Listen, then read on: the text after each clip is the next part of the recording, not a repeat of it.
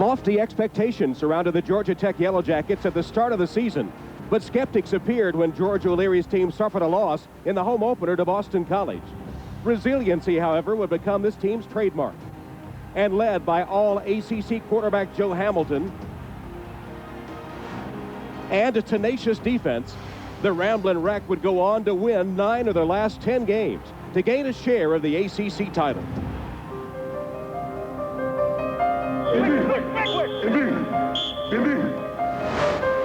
Notre Dame is always in the spotlight, and their season-opening win over defending national champion Michigan proved they belonged there. The Irish depend on versatile quarterback Jarius Jackson, who returns from injury today, all-time leading rusher Autry Denson, and a knack for the big play. Today, like Tech, Notre Dame chases that magical 10th win of the season. The Ramblin' Wreck, the Fightin' Irish, the Toyota Gator Bowl.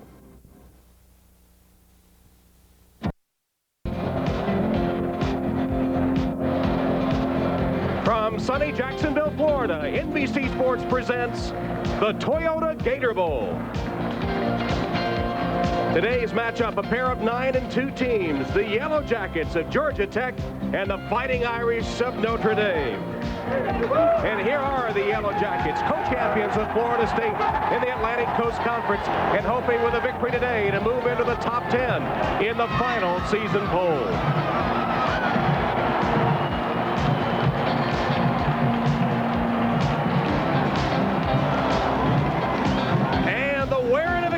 Notre Dame in the seldom worn green instead of the traditional Navy jerseys today. First time this senior class has worn the green. First time the team has worn them since the 1995 Fiesta Bowl loss to Colorado. Hello, everyone. Happy New Year and welcome to the Gator Bowl. Tom Hammond and Pat Hayden. Big question mark surrounding this game, of course, was the status of Jarius Jackson, the Notre Dame quarterback, who injured his right knee in the next to last game of the season, missed the finale against Southern Cal. Well, he is back, will play with a brace today. The question, though, Pat, is how effective can he be? Well, I think the two big issues for Jarius Jackson and Notre Dame is how much of their offense can he run? You know, there's a very effective option runner this year, a lot of draws, a lot of quarterback sweeps. I would be very surprised to see him run a lot of options. I think the other big question is how rusty is he in the passing game? They're going to have to throw the ball to win some today. But remember, he has not played in a real game in almost 6 weeks. But I think we're going to find a lot about how Notre Dame is going to use him early in this ball game. Well, we know how important Jackson is to the Notre Dame offense. They were shut out when he missed the game against Southern Cal. But oddly enough, Georgia Tech in Joe Hamilton has a quarterback equally as important to his team. And very similar in style. Good runner, very effective thrower. And the thing about Joe Hamilton, which impresses me, is how much he's improved over his 3 years as a starter. He's a junior, but he started since his freshman year. And look at the numbers. This year, thrown 17 touchdowns, only 8 interceptions. A very accurate passer, a good long ball thrower. He has 5 touchdown passes over 50 yards. This is a guy that leads their offense, and it's a very good place to start. Very high-scoring Tech offense, which will be a challenge for the Notre Dame defense today. We're going to the afterburner in Jacksonville. Back with the Gator Bowl kickoff in just a moment.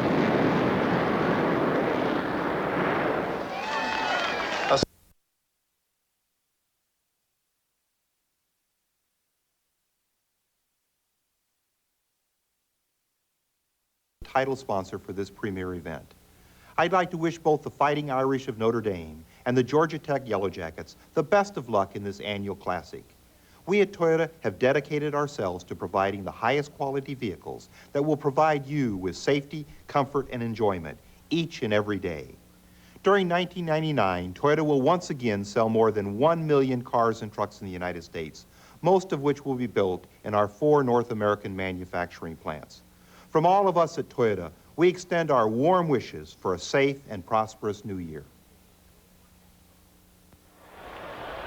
Welcome back to the Toyota Gator Bowl. Before the kickoff, let's check in with Jim Gray. Jim?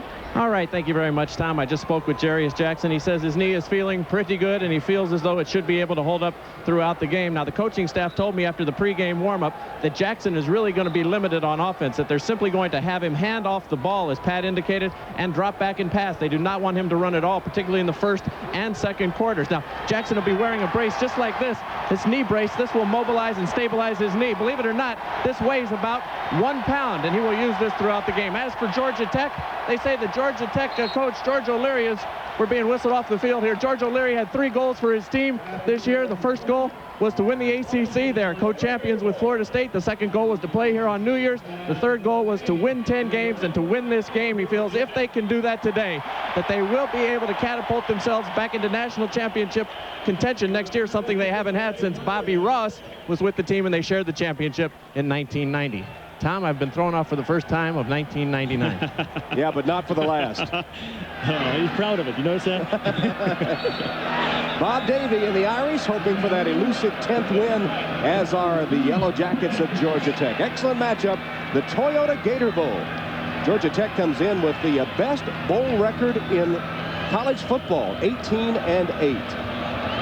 The Irish are working on a 3-game bowl losing streak, and as you see, the Irish have a big lead in the series against Tech.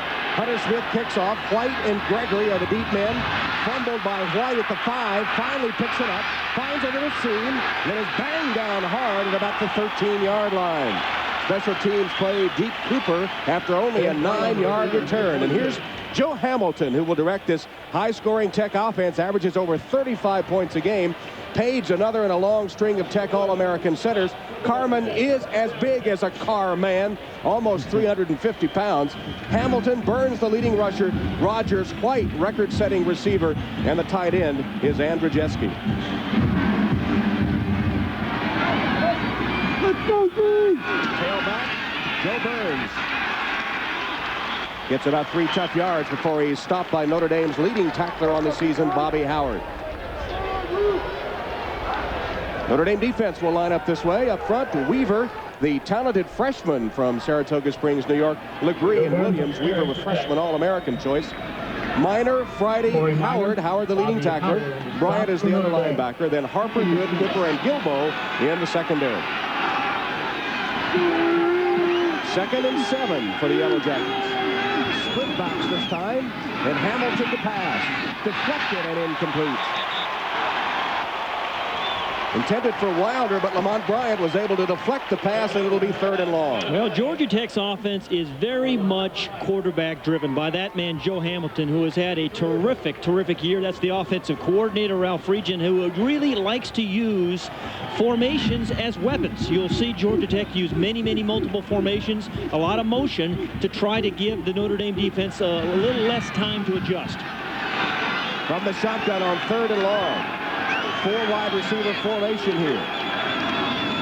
Hamilton wings it downfield as a man open over his head and incomplete. He lost that one to the sun. That should have been caught by Mike Sheridan. Sheridan came wide open, but looking right back into the sun. Yeah, I think that ball was pretty well thrown by Joe Hamilton. Now Mike Sheridan is a very dependable receiver, but he just absolutely lost that one. That was a perfect throw by Hamilton.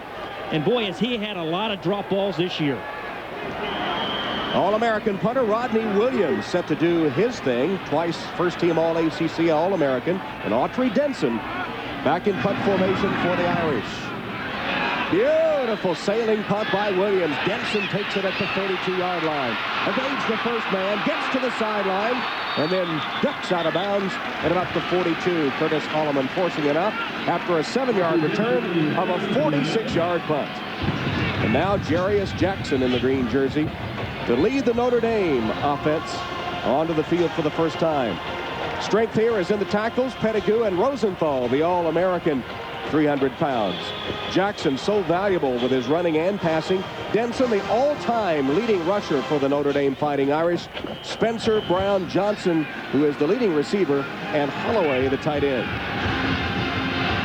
Mark the ball just across the 40 for the first Notre Dame possession. Denson, the lone setback. Gets the handoff, dances his way forward for 3 or 4 yards. Tackled by DeLauta Cameron, who is the leading tackler on the season for the Yellow Jackets of Tech. Stimson, Grantham, Watson, and Tarplin start up front. They'll flop them around a lot, especially Jesse Tarplin. Cameron is the leading tackler with Robertson, Edwards, and the other linebackers, Clark Bostic, Tillman, and Caldwell in the secondary. 2nd and 7.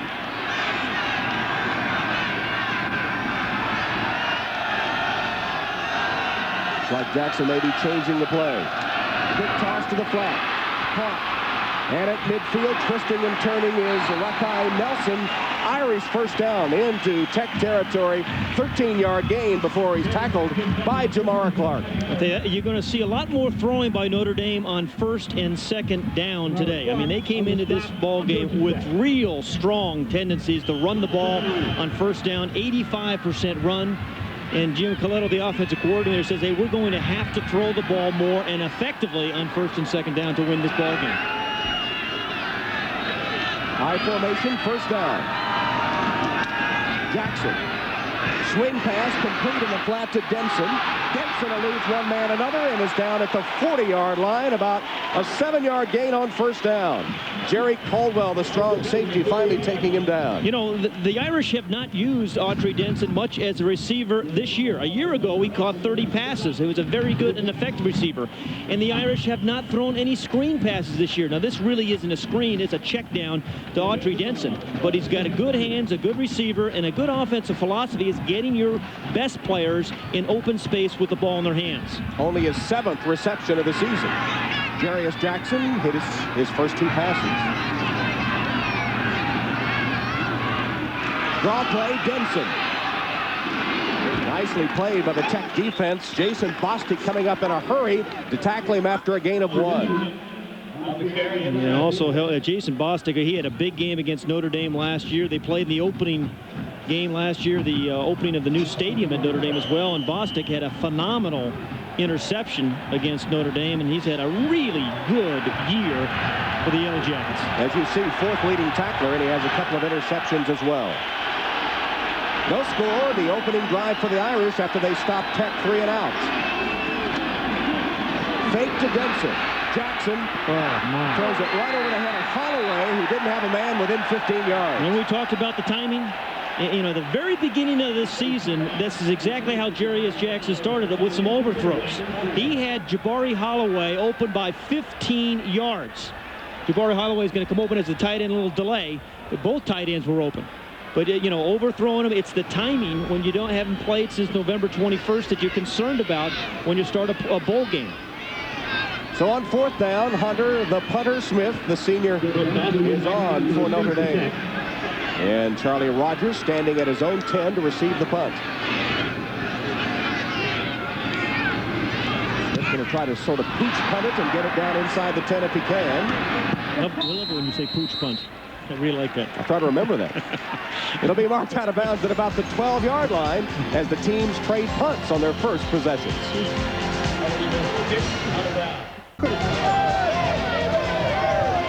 From the Toyota Gator Bowl, Tom Hammond, Pat Hayden, and Jim Gray. And there's George O'Leary, Atlantic Coast Conference Coach of the Year in his 4th season at Georgia Tech, and he has returned them to national prominence. And we told you earlier, this is the all-time leading bowl percentage. Georgia Tech with a record of 18-8 in bowl games, 69% winning mark.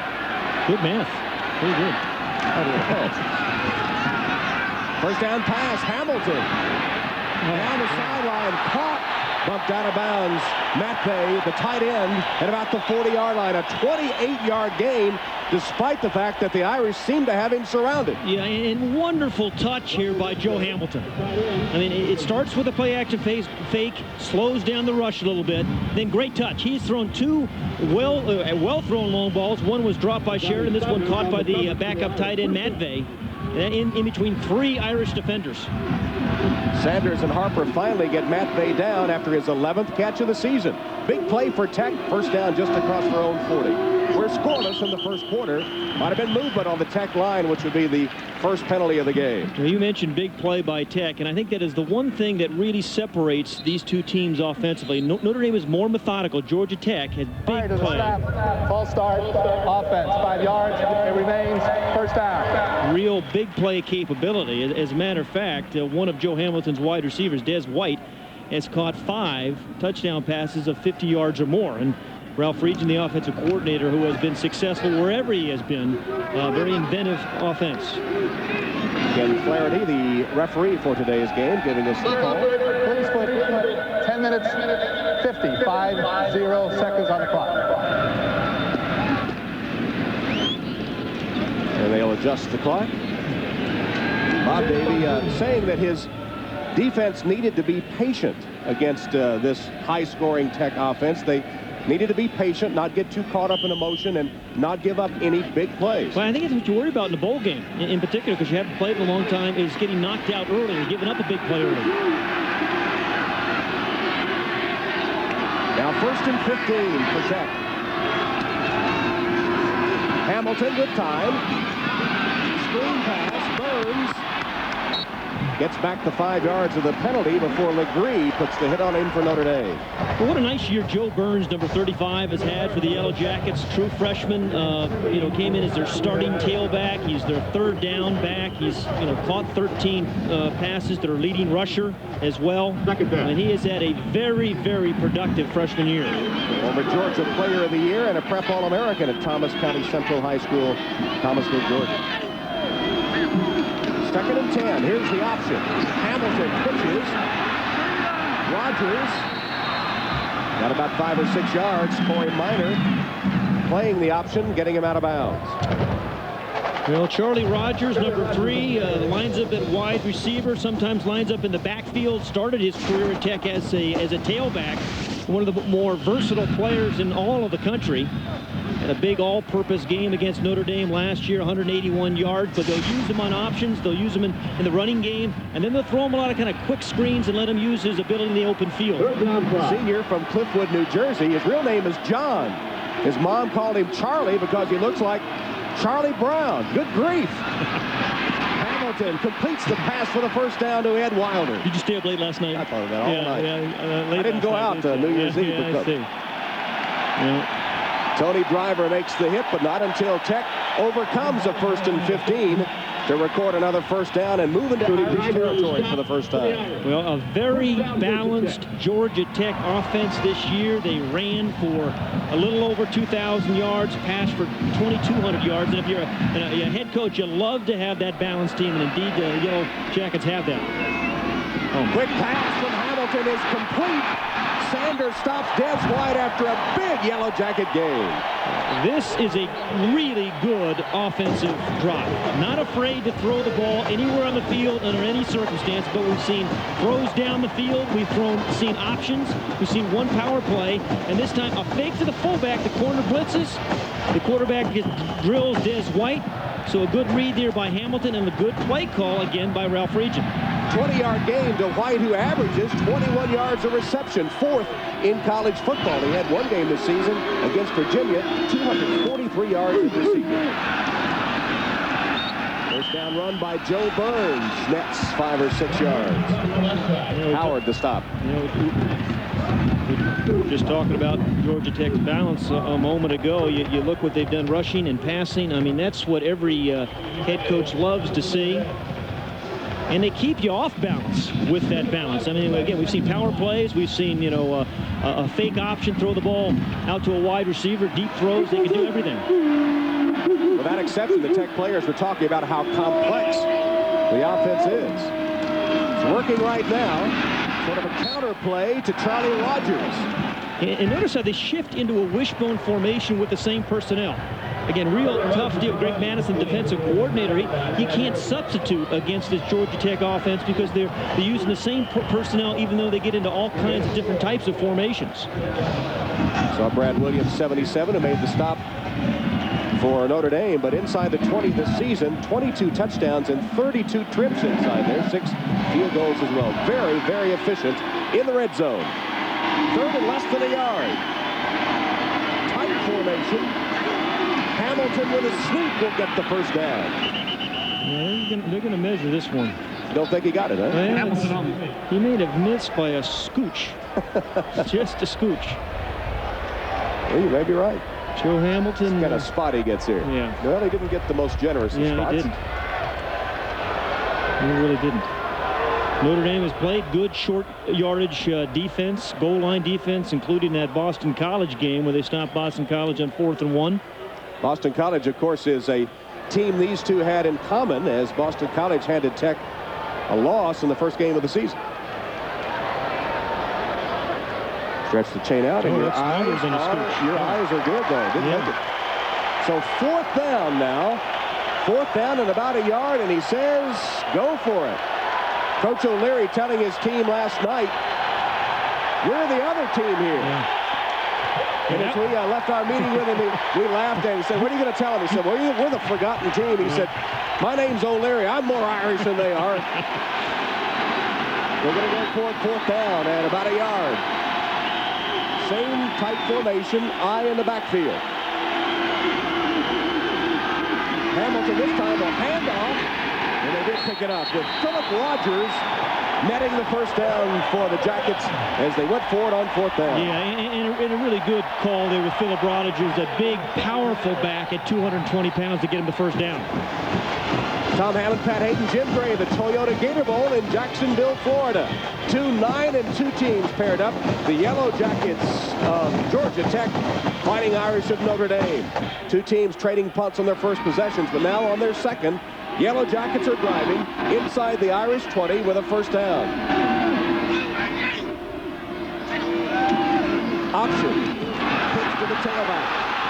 Rogers fighting his way to the 10-yard line, and a flag comes down. That's a heck of a pitch by Joe Hamilton. The right-handed quarterback, left-handed pitch.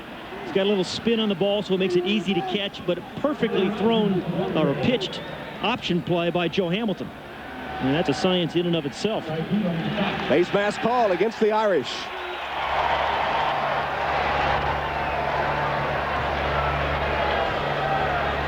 Again, good pitch there. It's Ty Good. Ty Good filling in for Brock Williams today at corner. Incidental 5-yard penalty on the defense.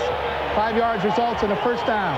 And Georgia Tech is doing to Notre Dame what Notre Dame does to many of its opponents. Possess the ball, long drives, and they have really mixed this thing up. They have, haven't they? It's been a thing of beauty in terms of play selection. 10 plays, 82 yards, and a lot of different looks from Ralph Friedgen and the Yellow Jackets. First and goal. Taking longer than the Rose Parade. You were watching that, I noticed earlier, and you should have been prepared. Irish defending Joe Burns well on that play. Stopped maybe for a loss of half a yard. Anthony Denman did the job from a linebacker spot. The sophomore from Rusk, Texas.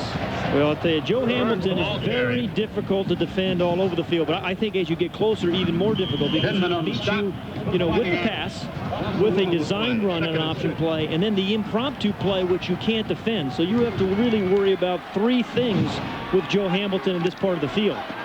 Hamilton from tiny Alvin, South Carolina, population of 1,000, where they said go left, go right. Now he's mastering this complex offense. Pitching to the tailback who wants to pass. Back to Hamilton. Touchdown! Oh, boy. Is that fun? Is that fun to watch? I didn't mention his receiving, did I? I just said running, passing, impromptu play, but what a fun drive. It ended up on kind of a cute play, but there were some power plays as well. You're going to see him just after he pitches the ball. Joe Burns with the right on the money pass. Yeah. Waited a while to get there, but I guess it got there. Chambers for the extra point. It's good. Joe Hamilton with his first reception of the season. Burns with a touchdown toss, and Tech goes up 7-0.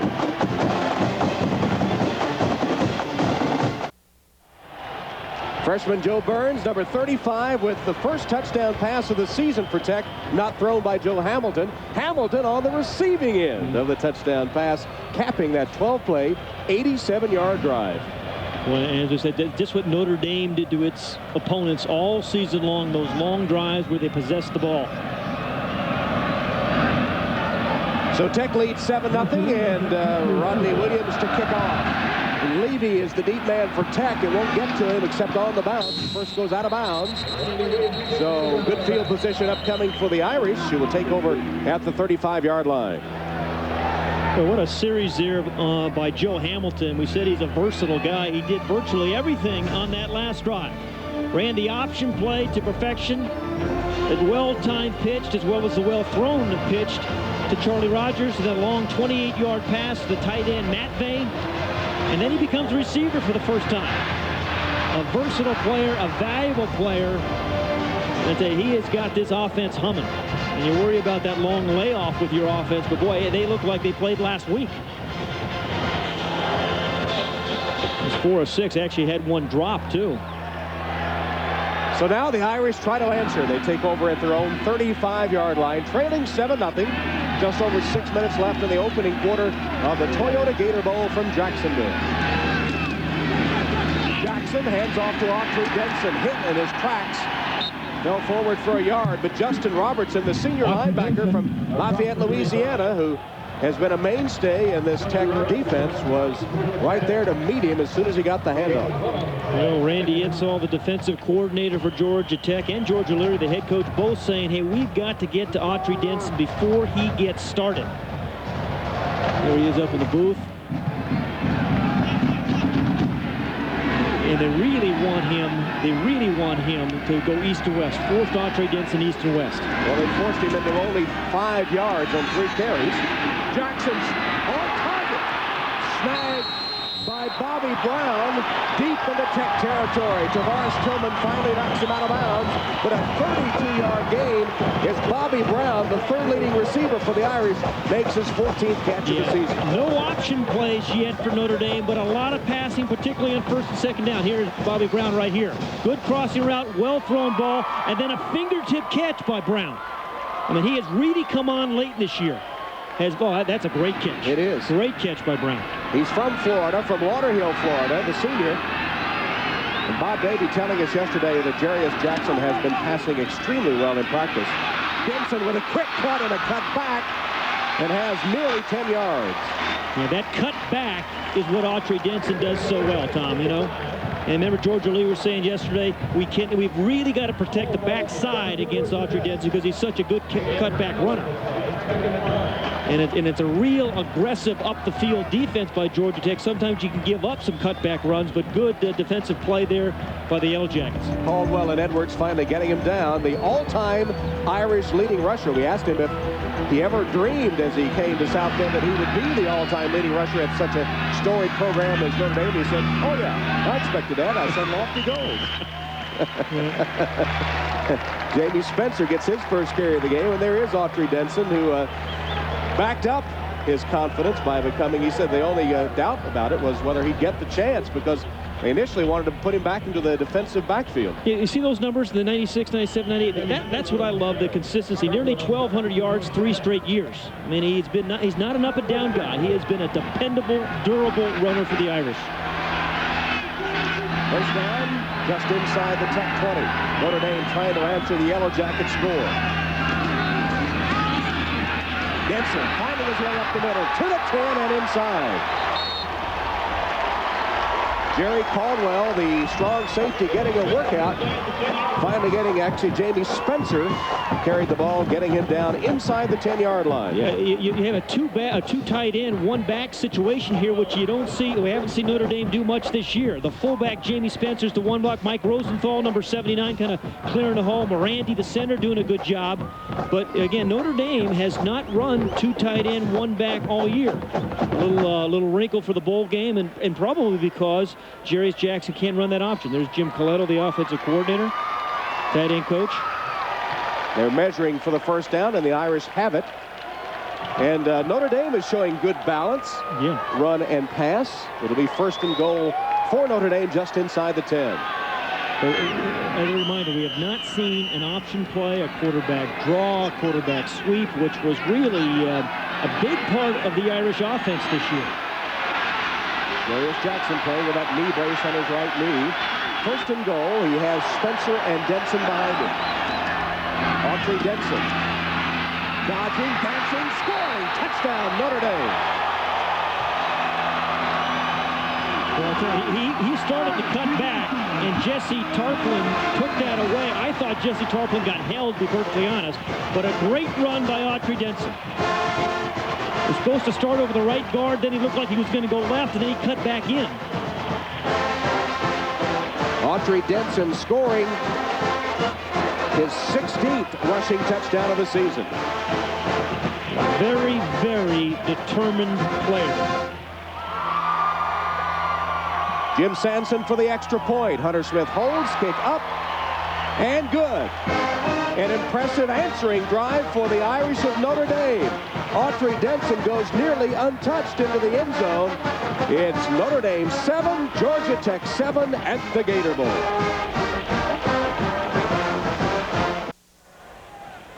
MetLife Blimp is providing today's aerial coverage of the Gator Bowl featuring Notre Dame and Georgia Tech. Snoopy 1, lucky him, will cruise the skies of Florida throughout the winter months. MetLife wishes everyone a Happy New Year. You think that Snoopy Blimp would give Charlie Rogers a ride in it? Yeah, I mean, he was named for Charlie Brown. Boy, it's kind of like Beeble. How many Snoopies are there? That's a bunch of them, right? Impressive six-play scoring drive by Notre Dame to answer the Georgia Tech score. And we're tied at 7 as Hunter Smith will kick off for the Irish. Gregory and White deep for Tech. This is White. Hit as he crosses the 20 to about the 22-yard line. Return of 15 yards. Go in depth on the Irish at msnbcsports.com. The special section, NBC's Notre Dame Central, features Gator Bowl coverage and much more. With Autry Denson's lead over Jarius Jackson shrinking, cast your vote for Irish MVP. Plus, listen in to a wide-ranging audio roundtable on Notre Dame football, featuring Pat Hayden and Irish stars Corey Minor and Malcolm Johnson, all at msnbcsports.com. Well, I hope you're going to vote and go online. Dick Enberg can never get Dick to go online, but Charlie Rogers on the pitch. Goes online for about 9 yards on that one. D. Cooper makes the stop for Notre Dame. 113 all-purpose yards per game on average by Charlie Rogers. You see what he did a year ago. 97 yards rushing.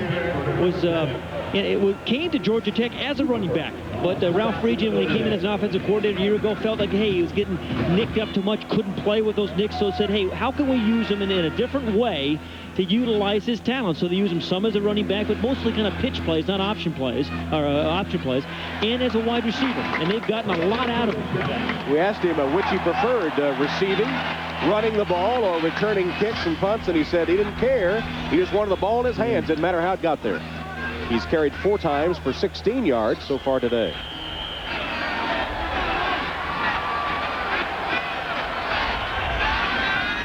That shift again. Boy.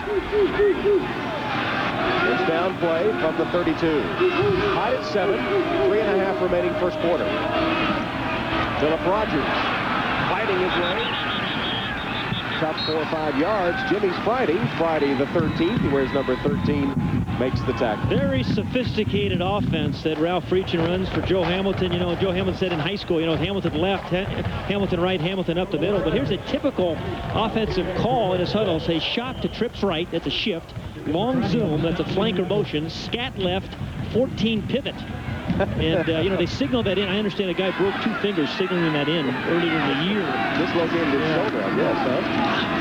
Kept on the option. And Notre Dame defends it fairly well. Charlie Rogers taking the pitch from Hamilton and then collapsed by Bobby Howard. And we were talking to Craig Page, the All-America center, number 52 for Georgia Tech. Says, you know, we don't pay attention. I think we don't pay attention to all that terminology. I just pay attention to the snap count, whether it's a run or a pass. I don't listen to that zoom and shot to, you know. When he tell us he looked at the film, he said, is that us? I never knew all that was going on behind me. Third down, Tech has converted 1 of 3 so far.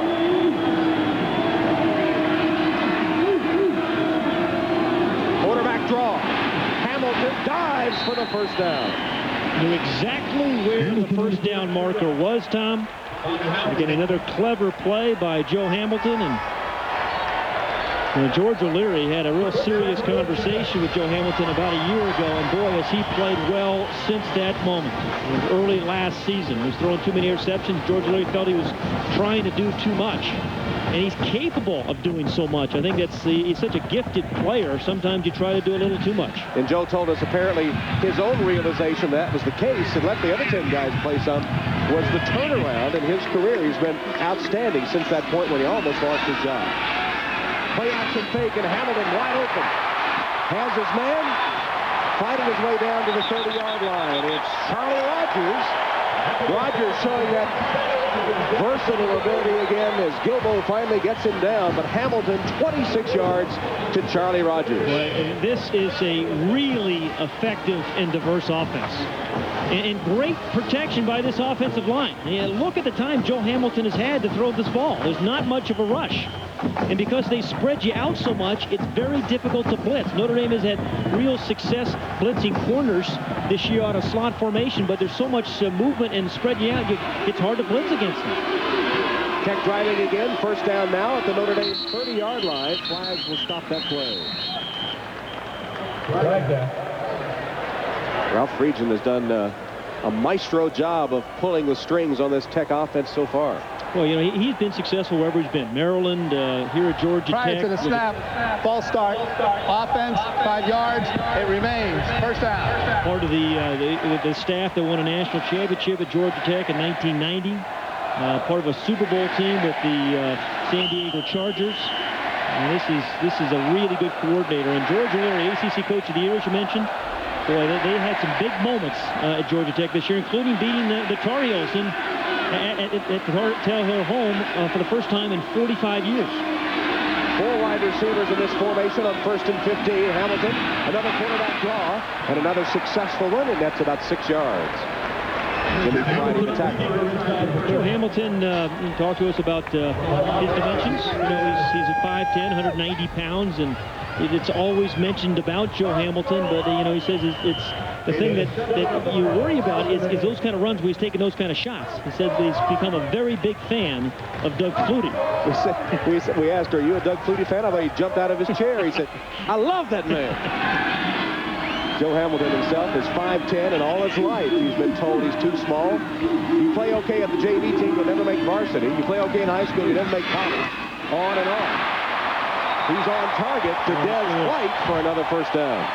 He sure is. I mean, he's tall enough to play effectively as he has the last 2 years at Georgia Tech. He said an interesting thing, too. He said even 6'3" or 4 quarterbacks get their passes batted down occasionally. What you have to do, no matter how tall you are, is find that passing lane. And he has. And, you know, he's not throwing, sometimes short quarterbacks, smaller quarterbacks throw balls that are high. He is throwing balls right on the number. Final seconds of the first quarter will tick away, and it will end on that 11-yard strike from Joe Hamilton to Des White. And O'Leary's Yellow Jackets driving as the first quarter comes to a close.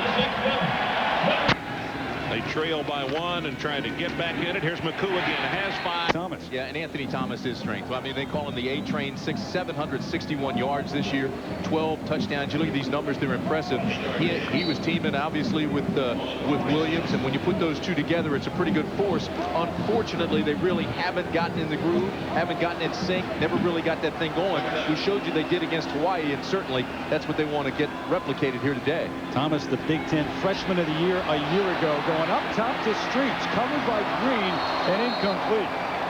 Orlando Green with the leap at the last moment, but number 21 is a guy who's going to get tested today. And both sides will get tested.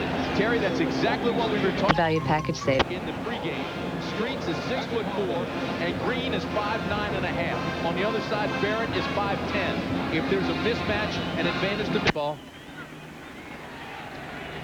Came up big that time, climbing the tree and making the stop. But look at this. That's what they want to take advantage of, and they tried to do it right there. I'm the fastest beer man in town. And the ball's on the ground. Arkansas believes they have it, but the official's going to blow it dead. Of course, it was ruled down. This is a team that has taken advantage of turnovers all year, plus 11 in that category. They make things happen. They get the ball back for the offense, and there's the main reason right there. Pete Burns, he and Bobby Allen have this defense. Folks, they believe, they call it Code Red, and they play hard. Will wear you out just talking to him for about 10 minutes. He's one of the finest defensive coaches in the country. Should be a head coach. Came over from the University of Southern California a year ago. Wasi Moriali looks at this one taking a Michigan roll all the way down to the 12-yard line. So a punt of 43 yards for Hayden Epstein. Joe Nastasi by LBCRs. Now you know. The East is back deep, but I doubt he's going to get a chance to see this one. Very high. I'll tell you what, that takes a Penn State bounce And they're going to say out of bounds at about the 15-yard line. 21 yards in the kick, but serves its purpose very. You're up. And the one cop obsessed with stopping him. You are going down. You will not get him. Alltel Stadium in Jacksonville, the Toyota Gator Bowl. We start the second quarter with Georgia Tech and Notre Dame tied at 7. First quarter stats with Tech dominating the stats, especially that time of possession. Yeah, that's a big one. Again, that's what Notre Dame has done so well this year to their opponents. And threatening to add to their 7 points. Tech with a first down at the 17 of the Irish. 8th play of their drive. And that'll cost them 5 yards. Movement up front for the Yellow Jackets.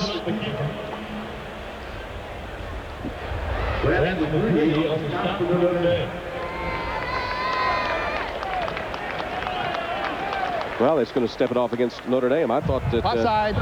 Defense. Brad Williams was offside. Repeat, first down. I thought Tech had moved. I was incorrect. There's Brad down here. Whoops. An obvious call. Brad Williams. Step off 5. It's 1st and 5. Now the ball at the 12-yard line of Notre Dame. First man through is Wilder. And the fullback carries to about the 6 or 7 yard line. Lamont Bryant collapses him there. And fullback's a good name and a good position for Ed Wilder. 255 pounds. Has a tough time really getting started, but if he can get some momentum going, Tom, he is a very difficult guy to bring down. Former Prep All-American from Washington, D.C. is Ed Wilder with 29 carries in the regular season for Tech this year. Again, the I formation, 2nd down, a yard to go. This time it's the tailback Burns driving his way inside the 5-yard line of the Irish. It'll be 1st and goal, Georgia Tech. It looked like Autry Denson. So it's Joe Burns, the freshman Joe Burns. A determined run, just kind of kept moving, kept churning. Good lead block there by Ed Wilder, the fullback.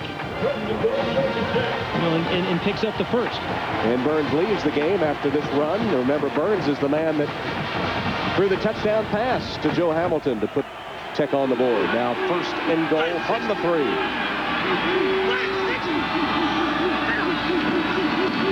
Hamilton, the handoff to Rogers. And Philip Rogers, touchdown. Tom, I have really been impressed with not only Joe Hamilton, but the offensive line of Georgia Tech. They are doing a great job in both the passing game and the running game. And that time allowed Philip Rogers to get airborne from about the 3-yard line. 3rd rushing touchdown of the season for Philip Rogers, the junior from East Point, Georgia. And Tech regains the lead as Brad Chambers lines up for the extra point and sends it up and through. Well, an offensive shootout here. Tech regains the lead with Philip Rogers pounding his way into the end zone. And it's 14-7. Georgia Tech leading Notre Dame. Izzy, this cold day every day. We're 10-10. All your calls can be under $1. Hey, little brother, go long. Falls for it every time. Hey! Hey! Hey, you Morty. We don't know who said it, but we know it wasn't someone from Australia.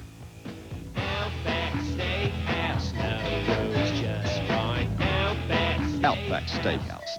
No rules, just right. Georgia Tech, after a 10-play, 78-yard drive, takes a 14-7 lead. The Irish, with 13:46. Back at the Toyota Gator Bowl, where Philip Rogers has just scored after a 10-play, 78-yard drive. And Georgia Tech has taken a 14-7 lead. Rodney Williams ready to kick off. And Levy is the deep man for Notre Dame. Levy from the 2. And tackled short of the 20, about the 17-yard line. And 15-yard return as Chris Holloman on special teams makes the tackle for Georgia Tech. As the Irish, wearing the green jerseys, find themselves trailing 14-7. Those green jerseys have sometimes been a motivational ploy for the Irish. And let's go to Jim Gray for more on the wearing of the green. All right, Tom, as you said, it's been a motivational device. They used to wear them quite a bit back in the old days. They break them out very rarely now. But the reason they're wearing them today is not because it's so much of a special occasion, but because Jarius Jackson and Autry Denson went to Coach Davey and said, hey, we haven't been able to wear these jerseys in an entire career, and we're seniors now. We'd really like to wear them. He considered it, thought about it, and decided to do it. Tom? All right, here is Autry Denson breaking free for a moment.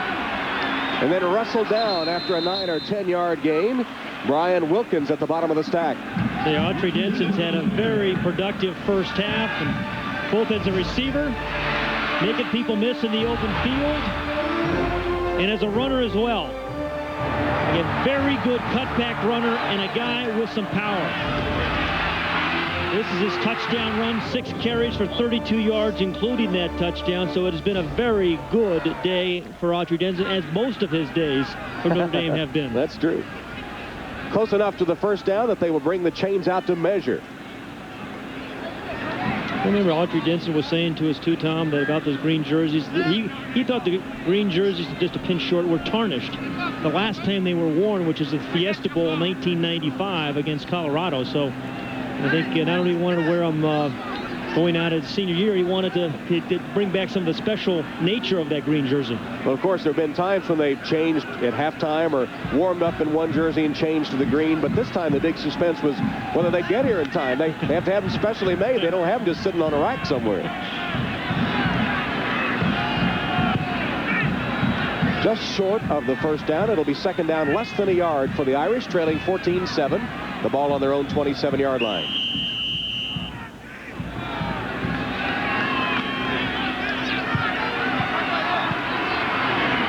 Good speed, and Denson in the I formation. Jarius Jackson under center. Looked like the right tackle, Mike Rosenthal, might have had a false start, which would cost the Irish 5.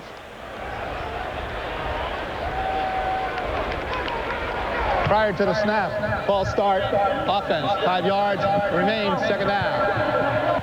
So they had second and less than a yard, and now they'll be set back. Yeah, you got lots of guys moving up over there on the offensive line, and oftentimes you face a lot of penalties in bowl games. Jarius Jackson hadn't played in a while, different cadence, different tenor to his voice. And of course, penalties have been a problem all season long for Bob Davie and his team.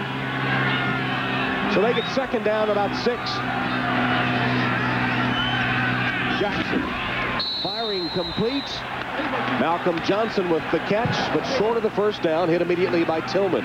Tom, as we watch Georgia Tech's defense, I mean, they have had a phenomenal year, particularly in the scoring category. They set an NCAA record this year by returning 7 fumbles for touchdowns, and they shattered the old record of 4. It's really unheard of, isn't it? And it's something that they consciously work on every day. Yeah, 7 return. They actually have a CPR drill. They call it club, punch, and rip. They cause turnovers, and then they return them. Sounds like our meeting. Club, punch, rip. Jackson sacked. Tarplin and Stimson sacking Jarius Jackson. Well, Jesse Tarplin, number 41, told us yesterday that he felt that he lost the Notre Dame game last year, and he was looking for some redemption. He's number 41 right here. He said, hey, on a 3rd and long, I lost containment. Notre Dame scored on the drive to close the game, and I felt like we lost the game. And this game meant a lot to Jesse Tarplin today. So Hunter Smith is on to punt for the Irish. Charlie Rogers deep for the Yellow Jackets attack. High punt, not too deep. Rogers running up. Did not call for a fair catch and is pounded at the midfield stripe. 3-yard return of a 36-yard punt. Tech will take over, leading Notre Dame by 7. Everybody. Now you can see his longest one, 67. You can fly 30. Flanagan. Penn State knew coming in. Priority. Outstanding. But I think they have found out he's even better than what his numbers are. Outstanding plus. Yeah, but they kick it on the ground. And it's going to go out of bounds, so they will take it at the 35, and that is a... Oh, What's your priority?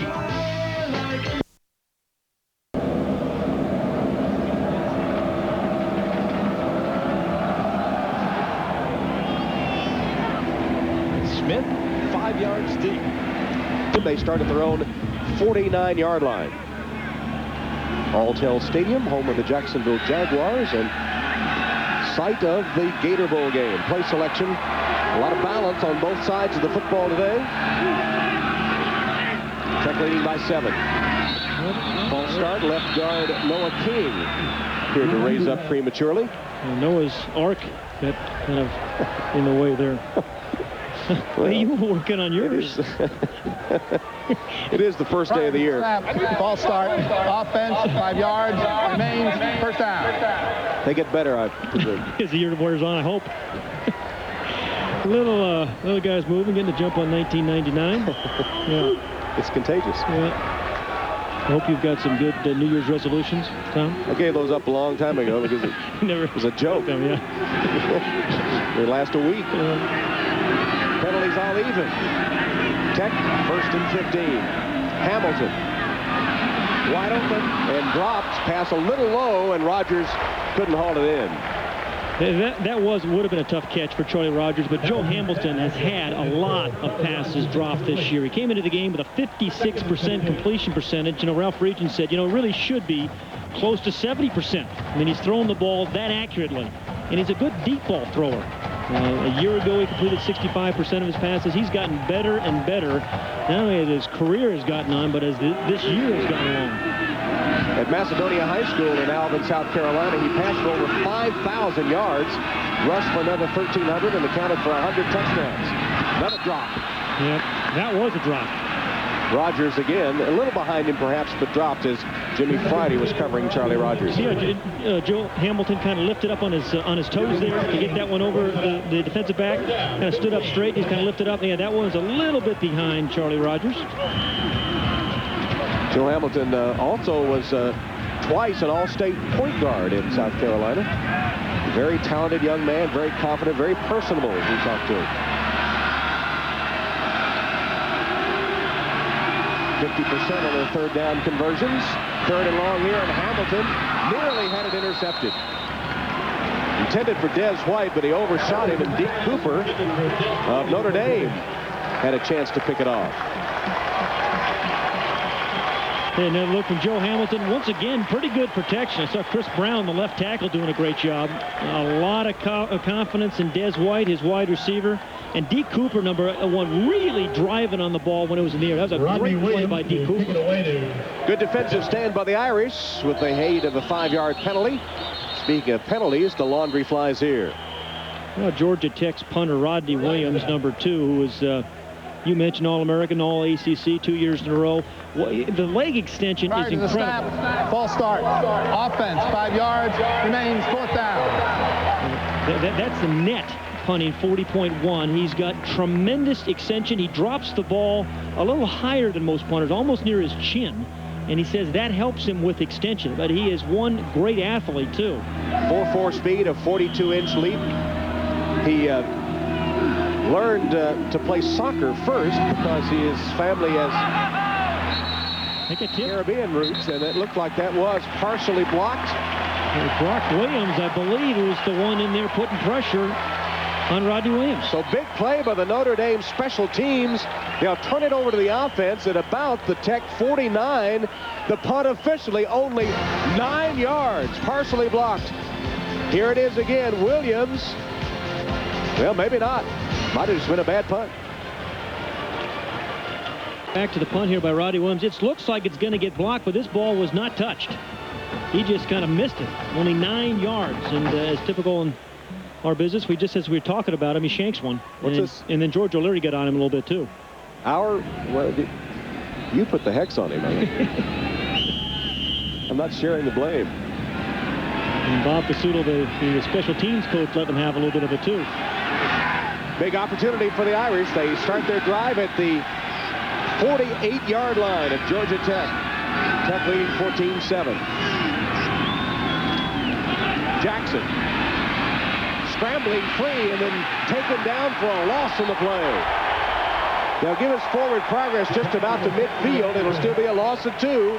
It was Nate Stimson, the senior from West Palm Beach, Florida. Yeah, and Jarius Jackson just does not look to me like he has the quickness he had all season long. Now, this is a good defensive play, but he made a living this year on quarterback scrambles, quarterback draws. And remember he said to us yesterday, you know, I have not cut on it yet.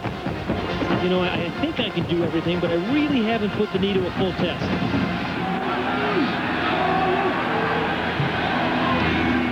Last 2 Notre Dame plays from scrimmage actually have been sacks. Jackson retreats across the middle. Bad pass, but hauled in nevertheless by Nelson. And then they say no reception. That was tipped. Juggling all the way, tipped, and then juggling, and Jerry Caldwell, the man who knocked it free.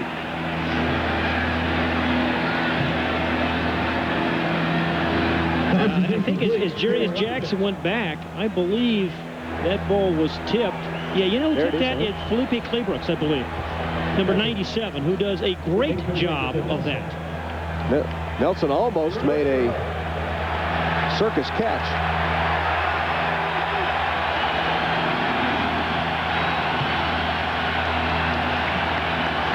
Third and 12.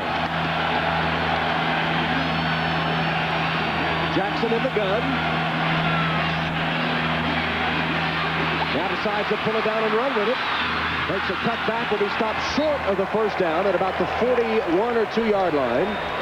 Travaris Tillman made sure that Jackson did not pick up first down yardage. We got an Irish offensive player injured, Jamie Spencer, kind of limping off the field. Spencer, the starting fullback for the Irish. Yeah, again, he's really, Jarius Jackson has been really quick in the pocket this year, and once again, number 97, Felipe Claybrooks, kind of rushes him out of the pocket. And the Irish still have not converted a third down in the game. And on 4th and 3, the punt team is on.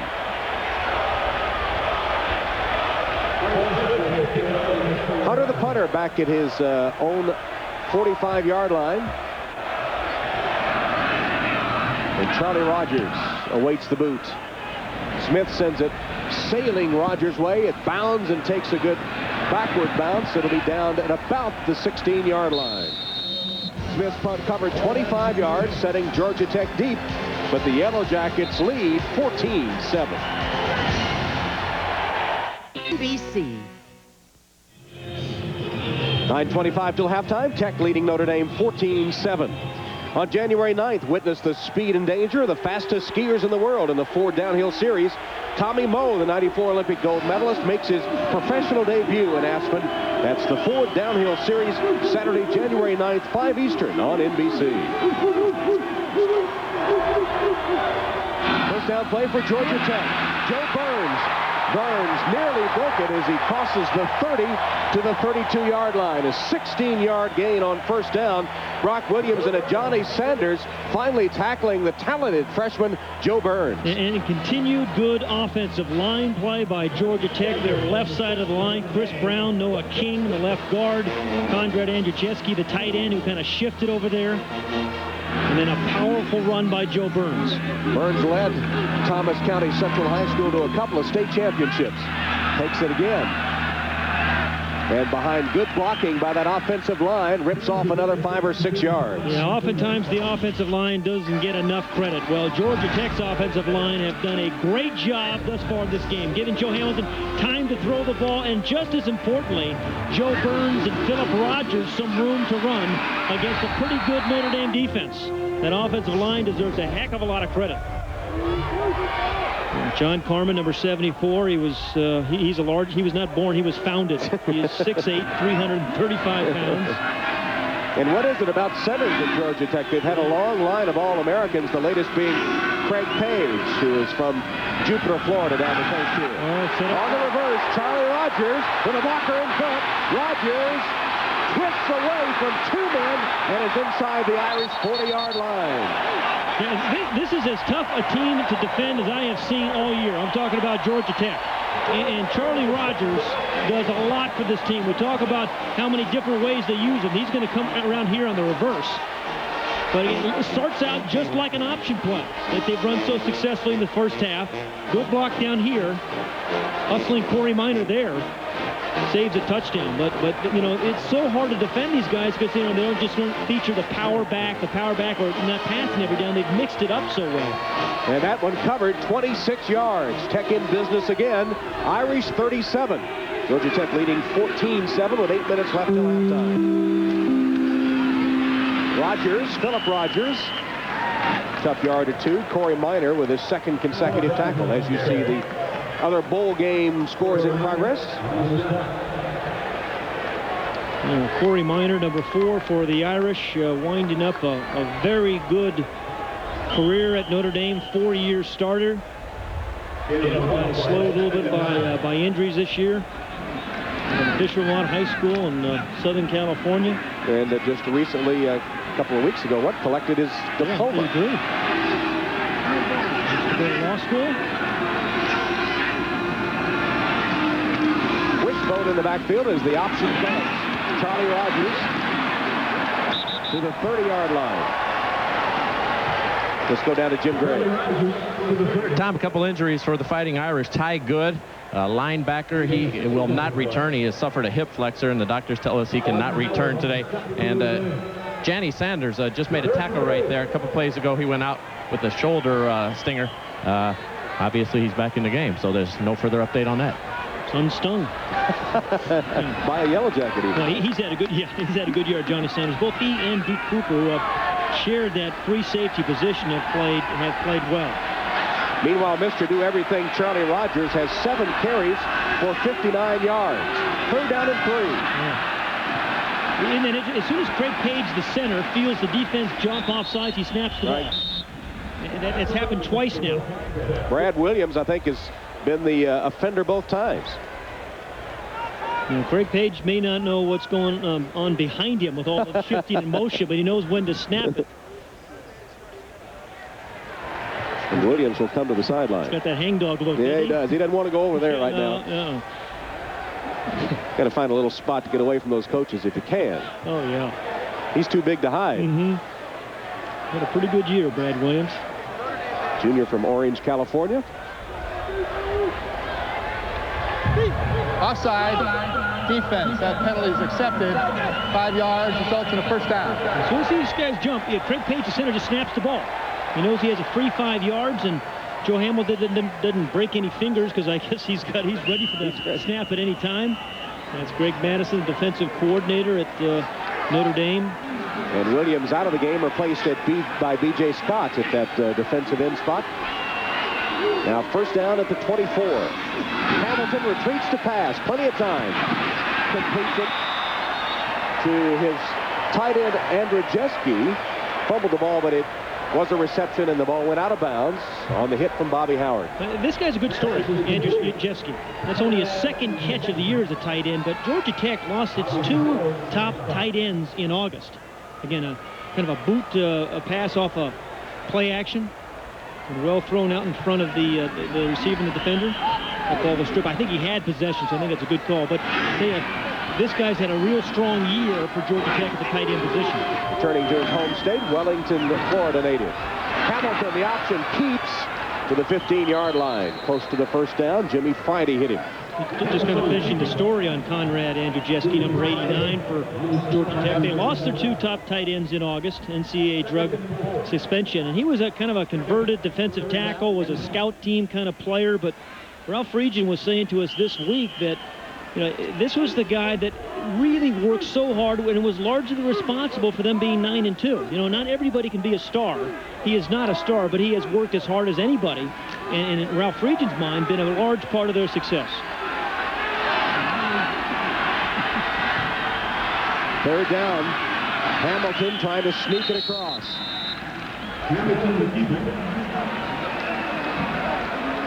And they'll unstack them to see if he did indeed pick up 1st down yardage. It is a 1st down, Georgia Tech. Clock shows 5:20. Tech driving already with a 7-point lead. That was the 3rd down conversion of the game by the Yellow Jackets in 6 attempts. You know, Joe Hamilton was saying how his parents have supported him so much this year. His father Joe taught him to believe in himself, and his mother Ginger, there she is. That's Ginger Hamilton. And he said, you know, she is really doesn't like to look, because a lot of quarterback mothers don't like to look when the quarterback is passing. think they've missed only one game, haven't they? Yep. Philip Rogers carries there, and he's inside the 10. But, you know, it's amazing how many quarterbacks' mothers hate to watch their sons when they drop back in the pocket. I mean, my mother never did. Bad things can happen back there. Absolutely. There's Ginger, very, very proud, as she should be. Joe Hamilton, not only a very good athlete, a good student at Georgia Tech, and he's got another year. That's scary. Yeah. 2nd and 5. Hamilton, the play action fake, goes for the end zone, and it is caught for the touchdown. Mike Sheridan, first touchdown of the season. He beat Brock Williams for the Ramblin' Wreck score. I mean, they just don't have a featured play that you're saying, hey, I'm going to stop this guy or this play. They mix it up so much, they're very hard to defend. And Mike Sheridan lost the ball in the sun in the opening drive in this game. The first quarter, he makes up for it there with a great catch in the back of the end zone. Senior from Massapequa, New York, with a touchdown grab. How many bowl game quarterbacks today will have a touchdown pass and a touchdown reception? Hamilton does in this game. The extra point by Chambers is good.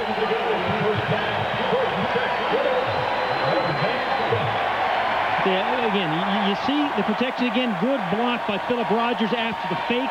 And then a crossing route, good against man-for-man coverage. Mike Sheridan, he's known as one of those possession receivers. That's not necessarily a derogative remark. I mean, the guy catches most things thrown his way. A dependable guy that time outran Brock Williams to the corner. Sheridan hauls it in from Hamilton. So Hamilton with a touchdown pass, a touchdown reception. The third touchdown was scored on a run by Philip Rogers. And the Yellow Jackets go up 21-7 with 4:26 left in the second quarter. Okay, what Notre Dame needs right now, Tom, is a methodical drive. They need to keep the ball away from Joe Hamilton and that offense until their defense can figure it out, perhaps at halftime. And not only that, they need one of those characteristic 10-play type of drives, 80-yard drive where they score. Williams with the kickoff. Levy broke free for a moment, then tripped up and taken down short of the 30-yard line by Conrad Daniels. 22-yard return. So Tech goes 84 yards and 11 plays just under 5 minutes to lead 21-7. Joe Hamilton saying, it was nothing to it. Here's how I did it, guys. Yeah, 8 rush, two passes. But Notre Dame needs a drive like that. They need one of those 80-yard drives. They've done a lot of that this year. Long, methodical kinds of drives. So Jarius Jackson begins from his own 26-yard line. Long drives this season. That's kind of what they need right now. High formation. Autry Denson bounces to the outside. Strung out well by the Tech defenders, and they take him down after a short gain. Jerry Caldwell and Jamar Clark played it nicely. Yeah, number 27, Jerry Caldwell. He came into our meeting yesterday, lit up the room. I mean, he's got a great smile, great personality, good player as well. As played all 4 positions for Georgia Tech in the defensive backfield. Started at 3.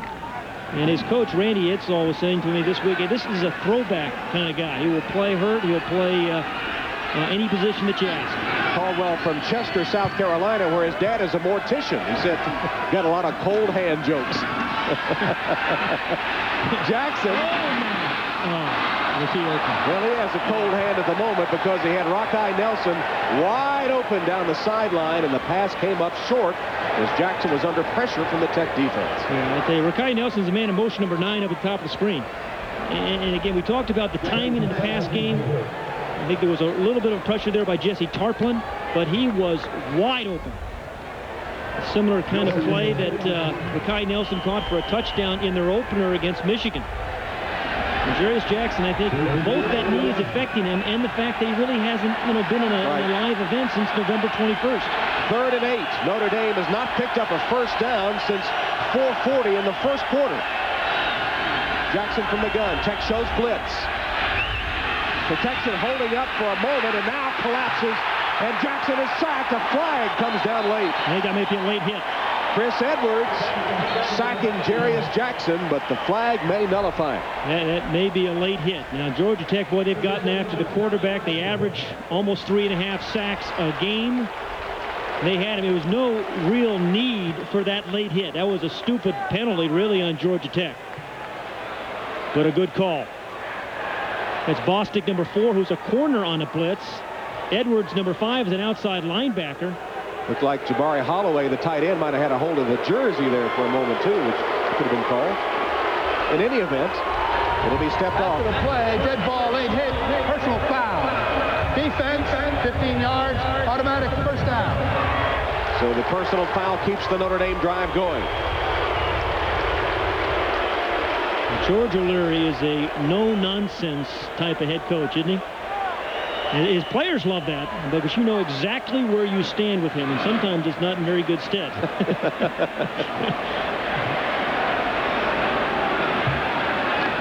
Look at that. Look what's happened.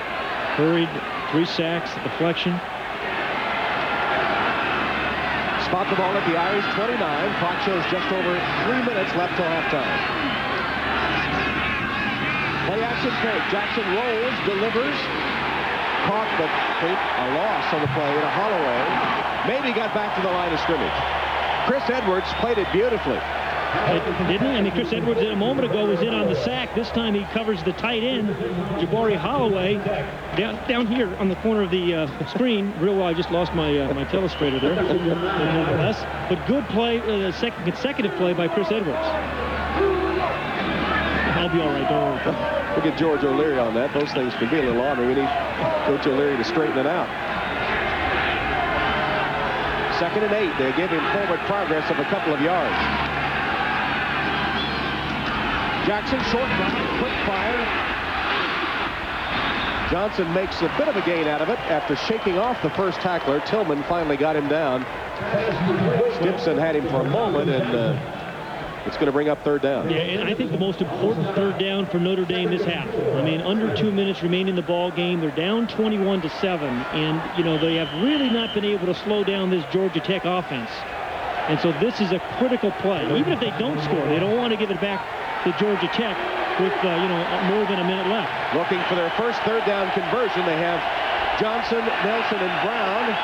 3 wide receivers. Denson's out of the game. Jackson. Complete for the first down. If they give him forward progress, they will.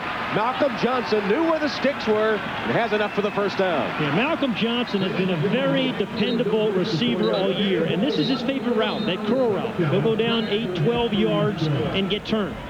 Big receiver at 6'5" against Bostic at 5'9". He uses his body as a shield. It's like a rebounder. And the Irish take a timeout, stops the clock at 1:26 in the 2nd quarter. They're down 14. Irish trailing 21-7, have a couple of timeouts remaining, and 1:26 left in the 2nd quarter. First down at their own 42-yard line. Jackson, plenty of time, and across the middle, finding a spot wide open. Malcolm Johnson sitting down right in the middle of his zone and taking it for 21 yards before he's tackled by Travaris Tillman. Yeah, well, Malcolm Johnson is the best Irish receiver over the middle. Bobby Brown is their best receiver after the catch. And right now, they need some yardage after the catch. Jackson in the gun. First down. High. Brought in by Nelson. Despite the hit from Jamar Clark. Nice catch by Rockeye Nelson, the junior from Harrisburg, PA. So what an emotional lift it would be, particularly if they can get, not just scoring points, but get in the end zone. I mean, trailing by 14 points. They're in their 2-minute offense. 1:08 on the clock. Yeah, with 2 timeouts, it's plenty of time. He need not even rush himself. First down at the Tech 27. From the gun. Jackson, swing pass. I don't think Goodspeed looked up. He was coming out of the backfield. Jackson had it on its way before he even turned his head around. He was not expecting it. Certainly not expecting it that early in the pattern. He's up here, Goodspeed number 45. His head's not even turned. And Jarius Jackson appeared to be a little bit of upset, as he should be. I mean, anytime you're a receiver in a route, you have to be expecting the ball. Stops the clock with an even minute remaining. Jackson on the sacks, a -15 rushing. But, you know, here's where they really used him in quarterback draws a lot of time in the past. Tech with a blitz. Jackson overshoots everyone on the pass play, stopping it at 56 seconds. It'll be third down. Jim Coletto turning the playboard over, looking for a new play. Not a good sign. Yeah, it's not. Bostic on the blitz. But again, you know, these third down situations in the past, you've had to worry about Jarius Jackson as a runner. I don't think the Georgia Tech defense has to worry about that right now. I think Jarius Jackson may have to use a timeout. He's got 7 seconds left on the play clock. They look a bit confused. Play clock to 1, and Jackson calls the timeout. Yeah, that was not a good use of that timeout. Second team timeout. Well, Jarius Jackson, as you know, sprained his right knee against LSU on November 21st. Playing today, but with a brace. And he just hasn't really been himself, it looks like. I mean, although that's good pass rush, the past this year has been able to escape those kind of plays, make something out of nothing. And again, you know, was only sacked 9 times coming in today's game. Been sacked 3 times already, as you mentioned, Tom, and that's very, very unusual. I really believe he's been affected. He has not run an option play, and no quarterback draws. It looks like the Ron Powlus kind of offense rather than the Jarius Jackson offense. He has hit 5 of 8 on this drive. He'll need another on the big third down play coming up. Let's check in with Jim Gray. Well, Thomas, Jarius Jackson came over to the sideline. He was very annoyed with the people sending in the plays. They sent in the wrong signals. Bob Davie also very annoyed, not only on the play where the ball was thrown to the wrong place in the end zone, but he didn't get the proper call in for that play, forcing him to take a timeout. They've tried to calm things down here. They have the play right now, and they'll attempt it again. He's turning over that sheet, remember? Yeah, he was turning over that sheet. But Jim's right. I mean, you know, the use of that, misuse of that timeout could really hurt you. They still have 1 remaining, but they should have 2. 3rd and 10. Can't take a sack here if you're Jarius Jackson.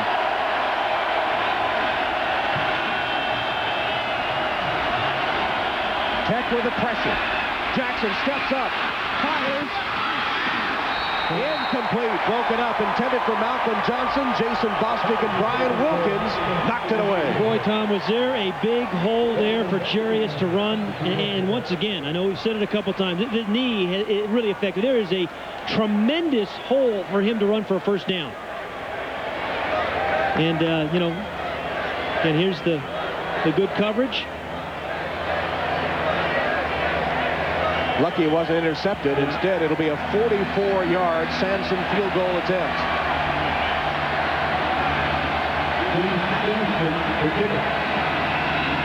Placement's down. The kick by Sanson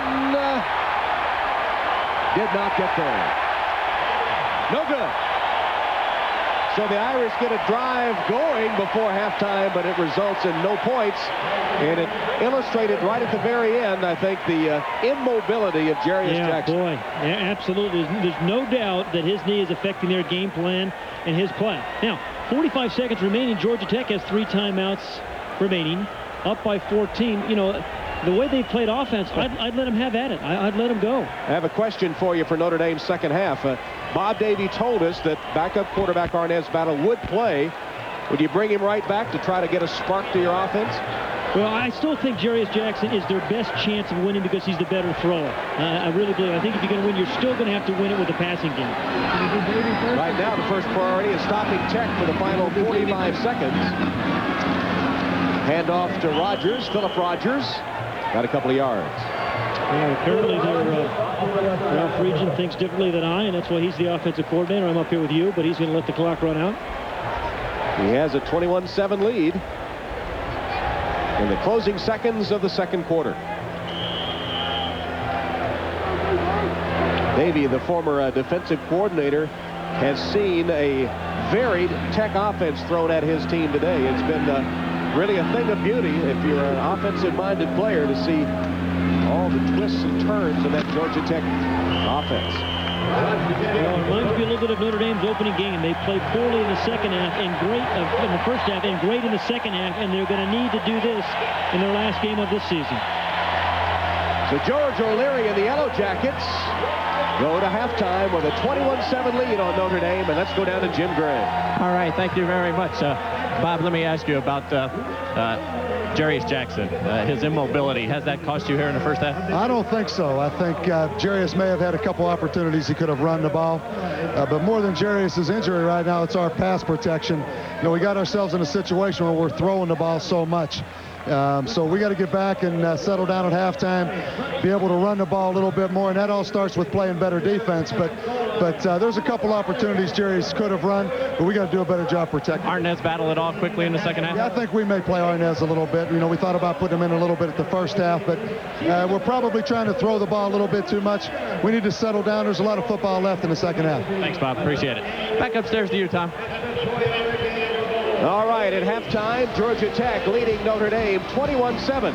Coming up next, Hannah Storm in our New York studio with the Sun America halftime report. That's after a message from Notre Dame and Georgia Tech.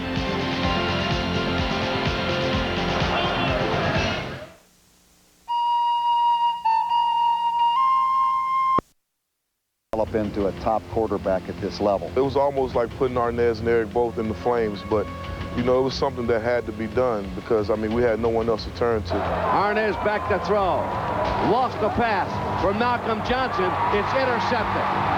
Well, that's inexperience. All me and Eric can say is that it's a lack of experience. We really haven't been in that game atmosphere. The tempo is much faster. You go out there and practice, you work hard, but from the scout team, you really don't get that same look as you do from the first team defense. It was certainly frustrating because, you know, we had evolved to that point to a pretty darn good offensive football team. We went out there and got shut out 10-0. You certainly could see the impact of Jarius Jackson on our football team. The team's reliance on Jackson's ability and leadership became more evident in his absence. And with that in mind, Jarius made a decision about his future at Notre Dame. I'm definitely coming back for a 5th year. You know, I've talked to Coach Davey about it. I've talked to my position coaches about it. I even mentioned it to Arnaz and Eric to see how they felt about it. They were like, man, please come back. You know, you can help us so much. You know, teach us the things that you know. Just sitting back and watching him, I've learned a lot this year. And his mistakes and with the good things that he does on the field, I've learned a lot of things. And him coming back, it just matures me another year. Here he comes on the option. He's at the 10. Touchdown!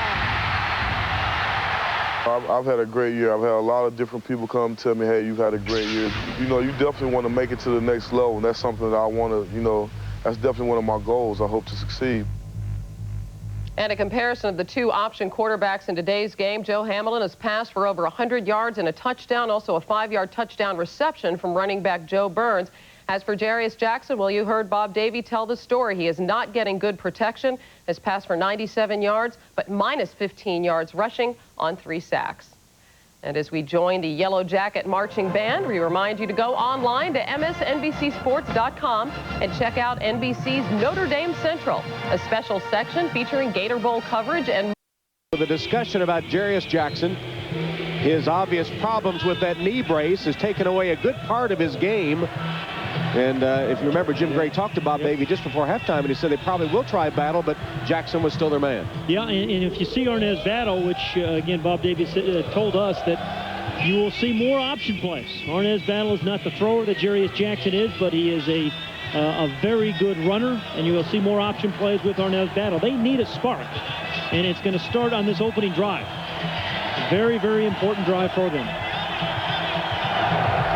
Battle, the freshman from Shreveport, Louisiana, may see action in the second half. In fact, we expect him to, but probably not this opening series.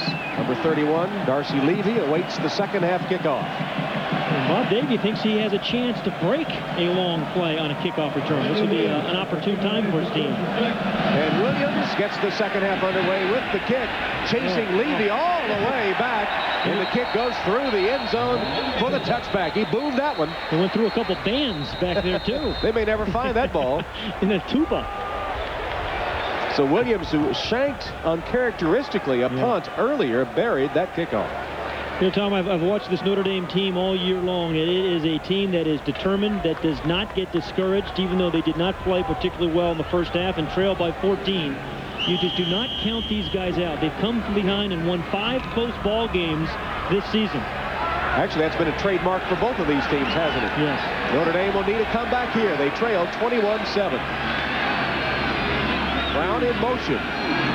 Jackson with a handoff to Autry Denson. And Denson opens the second half by rambling all the way to the 40-yard line. The running game had almost been forgotten in the closing stage of the first half. Denson opens the second half with a 19-yard ramble. Yeah, that wasn't only a run, that was a statement. That was a statement by Bob Davie and Autry Denson that we're going to run the ball at Georgia Tech this second half, even if you're down 14. They got a good move early in the run. Picks up a nice block by Luke Pettigrew. And then the last 6 or 7, 8 yards, really, were all Autry Denson after that initial hit. First down, the ball at the 39-yard line. Denson again picking his way forward. And this time the Georgia Tech proves to be a bit more stingy, yielding only about 3 yards. Cameron and Robertson credit for the tackle. Remember what Bob Davie said to Jim Gray is, hey, we want to get that running game going. And the last one was the first time they've run to the right, and that's 19-yard gain on that one. So there's a good play to their right side. But really with Autry Denson, they gave him the ball in the I formation and let him kind of pick a hole. 2nd and 7. Opening drive, third quarter, 21-7 Georgia Tech. Jackson finds Johnson, and Malcolm Johnson will be close to the first down. Hey, Malcolm Johnson does a great job of those pro routes. The only problem with that, Tom, is every time he catches it, he's not moving it. He's going to get hit, and you have a nice, 10-yard gain. But, if you get him the ball when he's moving, perhaps you have a chance for a 20, 30, 40-yard gain. But still a big target. He extends the strike zone to the quarterback because he's 6'5", 215 pounds. That's his 5th catch. He has 43 yards, and the Irish first down. Ball just short of the midfield strike. Formation backfield. Autry Denson cutting back to the left. Gets to the sideline and is ridden down about the 40-yard line. Looks like he got 10 or 11 yards. Tillman chased him out again. Officially 11. And a Notre Dame first down. Well, for 4 years, Autry Denson's been a cutback runner. And as you start 1999, he remains a cutback runner. I mean, he is sealed off the front side. You think you have a pretty good play. He feels the opening on the backside. And a good straight arm changes the ball, but that's just good sense, a good feel for the game by Autry Denson. Denson returning to his home state for his final game at Notre Dame. He's going on to the Senior Bowl after this. He's from Lauderhill, Florida. We asked him how many friends and family members he had coming, and I don't think he knew. We asked him about twice, and he never did say. Something over 30. Yeah. Here's the quarterback draw, Jarius Jackson. Well, they're not saving him in the second half. To the 30-yard line, maybe another first down. Tillman pinned him there. Well, that's what Notre Dame did so well this year. For the first time, they've called a designed run on the quarterback draw to Jarius Jackson. Good lead blocks. Spencer, the fullback. Morandi, the center, does a good job. And they pick up 9.5 yards. Meanwhile, Autry Denson within 1 yard of equaling his entire first half output on this drive. Here he is on the draw play. Denson collared that time. Back to the line of scrimmage, no gain. It was Cameron that stopped him. Delonte Cameron, the senior from Arlington, Virginia. Well, he had a good year, Tom. You mentioned he was the leading tackler, but, good pursuit here by these guys up front. Good penetration here by Carplin. Cameron used 90 tackles on the year, 10 tackles for losses. He got 4 sacks, an interception, forced 2 fumbles, recovered 2 others. Big year. Played the fiddle at halftime.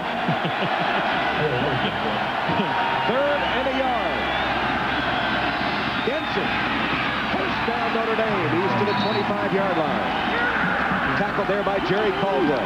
Mike Rosen, the strong tackle, All-America strong tackle for Notre Dame. He's fired up. I mean, nothing that gets an offensive lineman fired up than getting that running game going. Third down conversions have been rare for the Irish. That was a big one. Yeah, and once again, I think Autry Denson did a lot of that on his own with that cutback run. Looked like he was going to be stopped for a loss. 3 minutes gone by, third quarter. Irish driving. Joey Getherall into the game now. And a wide receiver spot. Autry Denson, the workhorse on this drive. Breaking tackles to the 10-yard line. Denson's fired up too. He got 15 on that one. He's gained more yards on this drive than he had the entire first half. I'll tell you what, though. Jason Bostic, number 4, saves a touchdown because there was a tremendous hole inside. Randy, the center, doing a great job right there. Ritter, 53 yards on this drive. He only had 34 in the first half. But really a hustling Jason Bostic, number 4, right there with the left arm. If he didn't get there, he scores. He was being blocked and still made the tackle. First and goal, Notre Dame. The ball just inside the 10-yard line.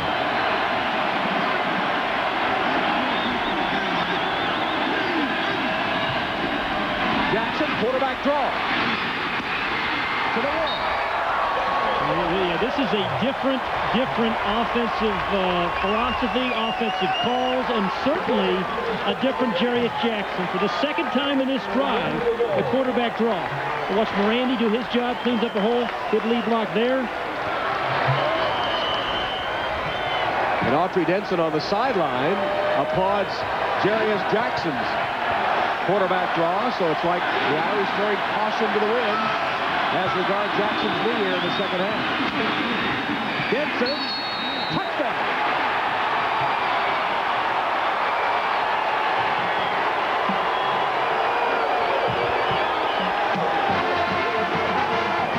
Well, we said this opening drive for Notre Dame was a critical one. And boy, I tell you, they came out and the offensive line did it. They used Jarius Jackson as a runner. Ritter, number 70, getting in the way there. Jabari Holloway, number 87, dominating his man, Mike Gandy. Just like Georgia Tech's offensive line, the Notre Dame offensive line really went to work on that drive. And Denson carrying a tackler with him into the end zone. Sampson's extra point is good. Notre Dame opens the third quarter with an impressive touchdown drive to narrow the margin to 7.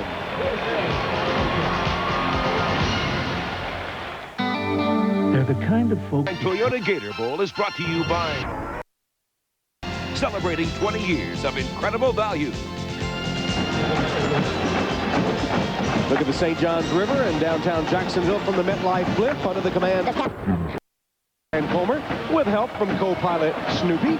MetLife blimp has been providing aerial shots of sporting and special events since 1987. Look to the skies for Snoopy and the MetLife blimp. You know what's unusual about the St. Johns River?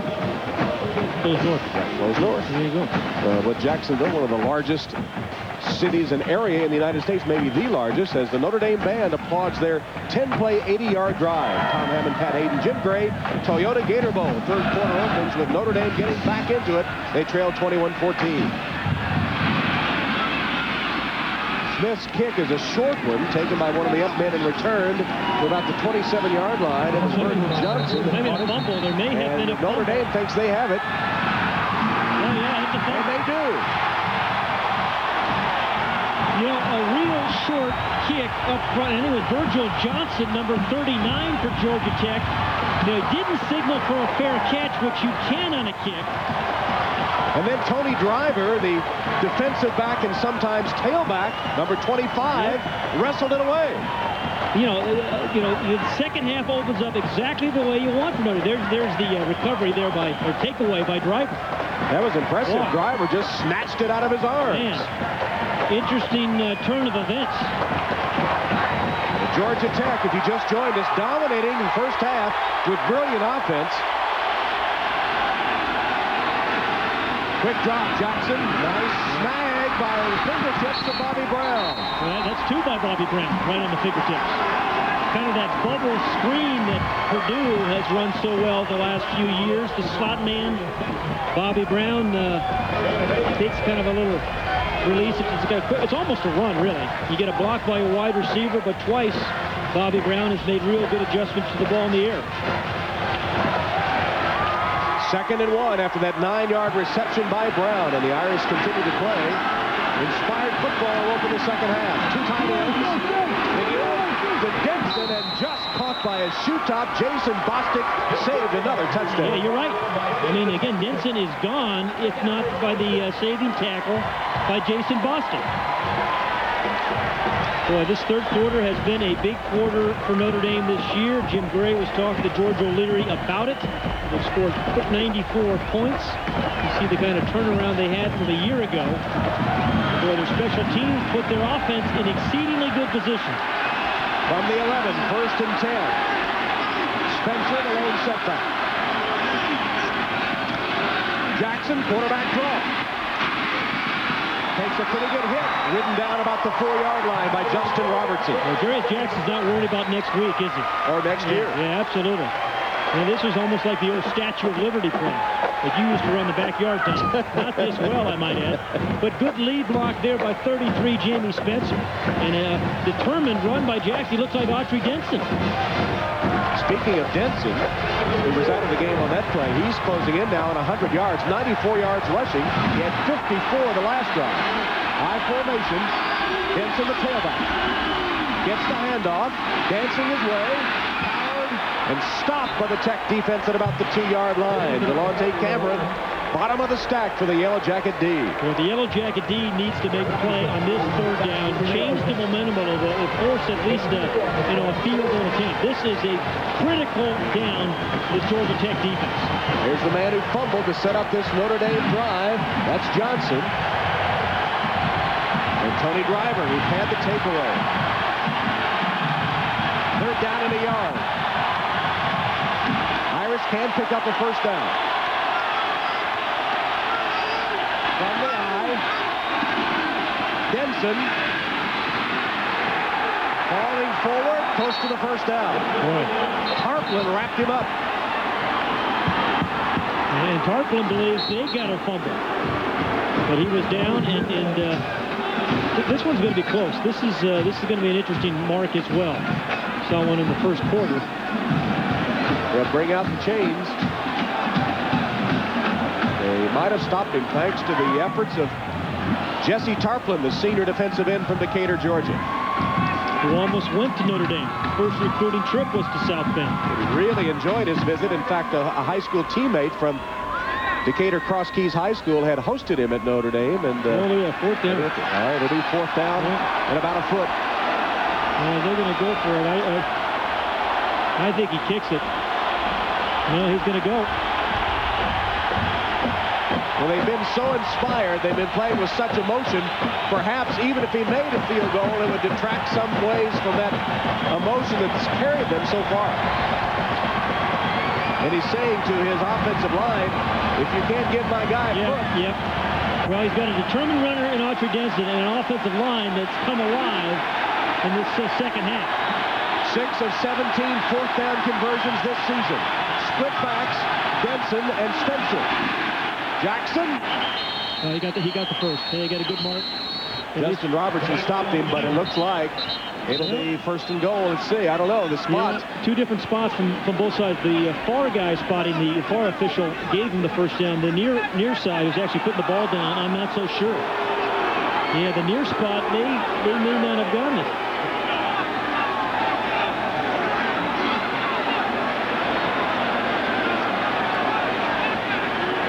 Well, O'Leary's defense did the job on these last couple of downs anyway. If they got it, it wasn't by much. Yeah, I saw two different officials. One from the near side, one from the far. The far side official gave him a good spot. That would have been a first down. The near side, I'm not so sure. Chains will stretch out. And Notre Dame has it by half the length of the football. First and goal.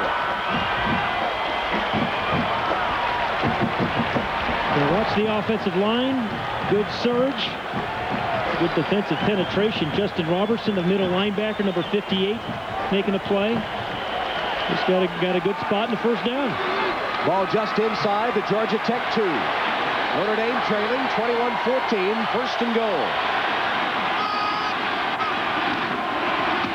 Autry Denson bouncing to the outside. Not a good decision. Lost a yard. Chris Edwards made sure he didn't get outside. This is a very quick, aggressive Georgia Tech defense. He's down here. He fills the hole and then makes the tackle. Gets some help from Nate Stimson as well, number 56.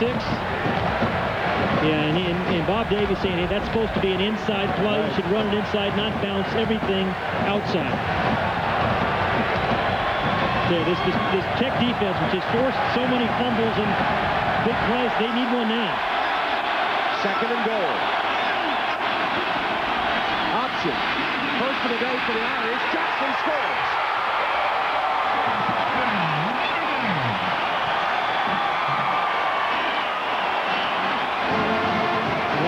Georgia Tech has not touched the ball this second half offensively. That's one way to stop him. Yep, that's exactly right. Kofi Smith, number 43, blocked the extra point to make it a one-point game. Yeah, he's right there. Got his left hand up.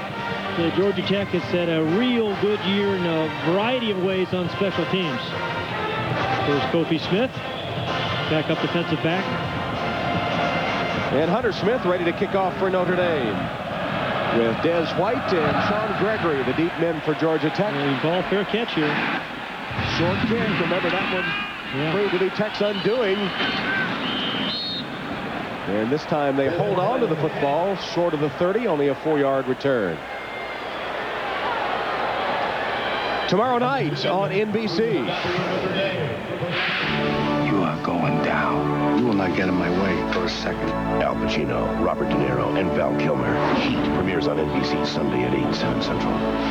That's the action-packed premiere of Heat tomorrow night. First play from scrimmage for the Yellow Jackets in the third quarter with 7:16 left. Hamilton on the option with a pitch. Oh, Notre Dame defended that one well. Brock Williams. Woo. Joe Burns upended by Brock Williams, who played the option about as well as you can. Still a couple of yards gained. But Brock Williams, number 38, he's going to come in from way down here, but he is being blocked down here at the bottom of the screen. And then he makes a great play on Joe Burns. And this game's been heating up as the receivers, defensive backs going after one another. Hamilton on second down, stands in the pocket, finds a man wide open. Charlie Rogers has a Georgia Tech first down. And that's what you want to do, just a first down at least, just to kind of stop the bleeding, Tom, you know what I mean? I mean, Notre Dame's the momentum clearly has changed, and maybe you're not even thinking about, hey, I need a big play or a touchdown. I want to get a first down. Well, they eked out a first down in their first possession, and perhaps slowed Notre Dame down just a little bit. Once again, Charlie Rogers used in a variety of ways. That time as a receiver right over the middle. Now back to the wishbone. Triple option play. Hamilton still has it. To midfield. And a nice gain on the triple option from the wishbone. Deveron Hopper making a second consecutive tackle. Look at that, only the third play of the second half for Georgia Tech. You know, you have to be able to win, I think, if you're really going to be a good team in 3 different ways, offensively, defensively, and with your special teams. And both of these teams have demonstrated this year the ability to do that, particularly Georgia Tech on defense and with their special teams. But right now, Joe Hamilton, just needs to get this team settled and get that drive going again. Again, they line up in the wishbone. And on to Charlie Rogers. And Rogers with a jacket first down. He's to the 34-yard line, stopped by Jimmy Friday. Tech averaging 35.5 points a game. One of the best in college football and a Georgia Tech record. Well, they scored, 50 touchdowns this year, but they're not going to really touch their 1918 team that averaged 66 points a game, coached by John Heisman. George O'Leary hasn't done too badly with his high-scoring outfit. And Charlie Rogers now with 8 carries, 66 yards. Here's Joe Burns. Burns with a nice run. He's inside the Irish 40-yard line, and Lamont Bryant makes the tackle. But Notre Dame, as we saw in the first half, having trouble stopping this very Georgia Tech offense. You mentioned, well, this is a draw play and a shotgun. Again, one more trick up Ralph Friedgen's sleeve. And good blocking there, Chris Brown and Noah King, Craig Page. King limping off the field, replaced by Jason Burks.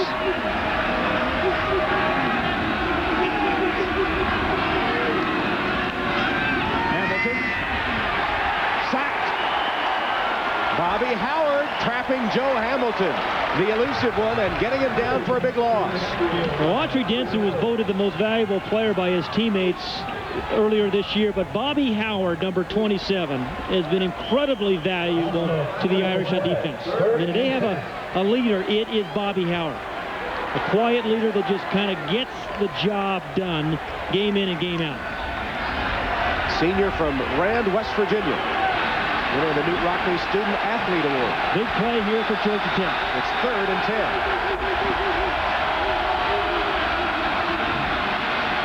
Hamilton wings it for the end zone. Has a man. Caught. Touchdown. Des White. Welcome home, Des. 44 yards. The 10th touchdown catch by Des White. 5 of them have been for over 50 yards. This just shy of that. 44 yards, and Joe Hamilton, a lot like Jarius Jackson, so calm in the pocket. Started with good protection. Des White has had some phenomenal games. A little out-and-up move on Ty Good. Well-thrown ball. Deep Cooper couldn't get there in time, so he drops it in. Joe Hamilton drops it in right between the safety and the corner. Well-thrown ball. Already set the Tech record for receiving yards, and returning to his hometown with his 10th touchdown catch. Chambers' extra point is good. Hamilton with the strike to Des White. And Tech regains command. Now up 28-20.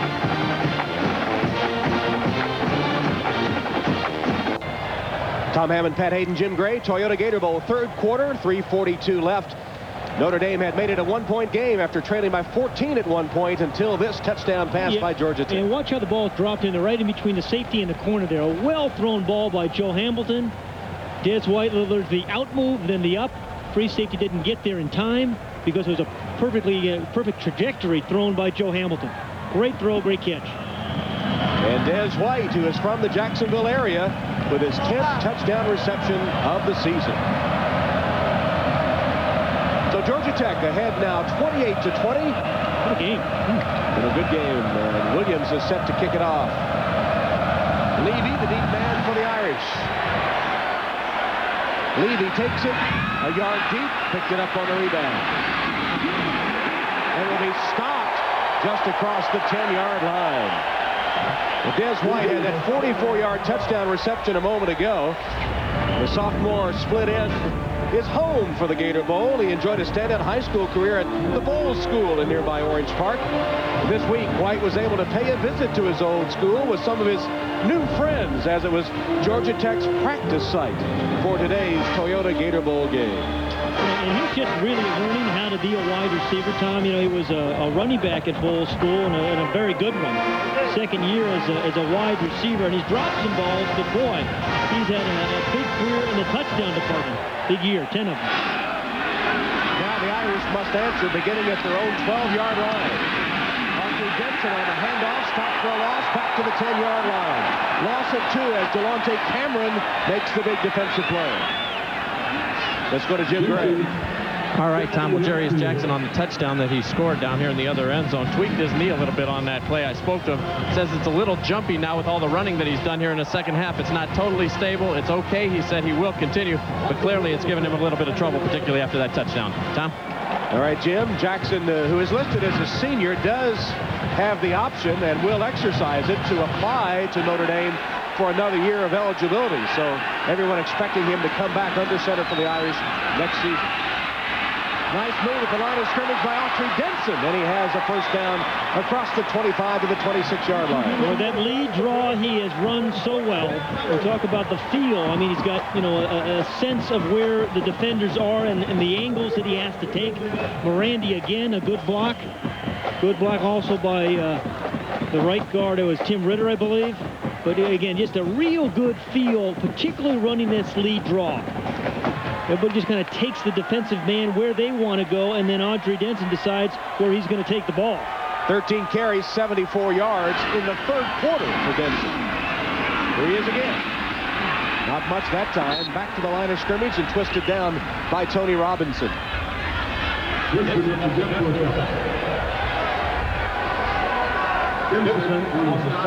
Audrey Denson now with 110 yards rushing thanks to this big third quarter. and to score a pair of touchdowns. Well, he scored 2 against Georgia Tech in last year's game, and we've talked about his durability, his consistency. He doesn't fumble the ball much.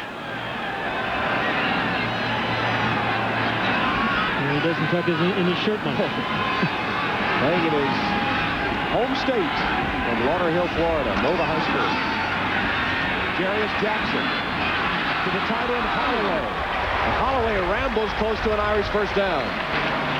Ooh, that's the first catch by Jabari Holloway today. Take that back. It is his second. A guy they don't use much, but generally when he's catching it, it is a very effective kind of play. About 2 touchdowns. They come from behind win against Purdue. Good lead blocker. They don't give him any chances, but when they do, he certainly takes advantage of it. He is a Georgia native playing against Georgia Tech from Riverdale, Georgia. That one was good for 11 yards, and Holloway nets an Irish first down. Clock ticking toward 1 minute remaining third quarter. Tech up 28-20. Play action fake. Jackson all day. And now finally getting away from the rush, fighting for yardage.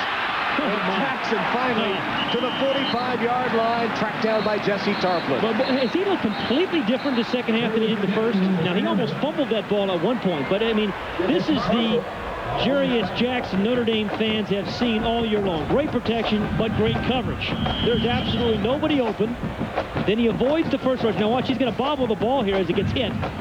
Strong hands prevents the fumble and made a nice little gain of 8 yards. They had the receivers blanketed, though. Do you think it took him that first half to gain confidence in his knee? Well, I think at halftime he said, "There's nothing left to lose. Let's get it done." Play action fake, man open, catch made. Jay Johnson with a big play for Notre Dame. Jamar Clark tracked him down to 27 yards.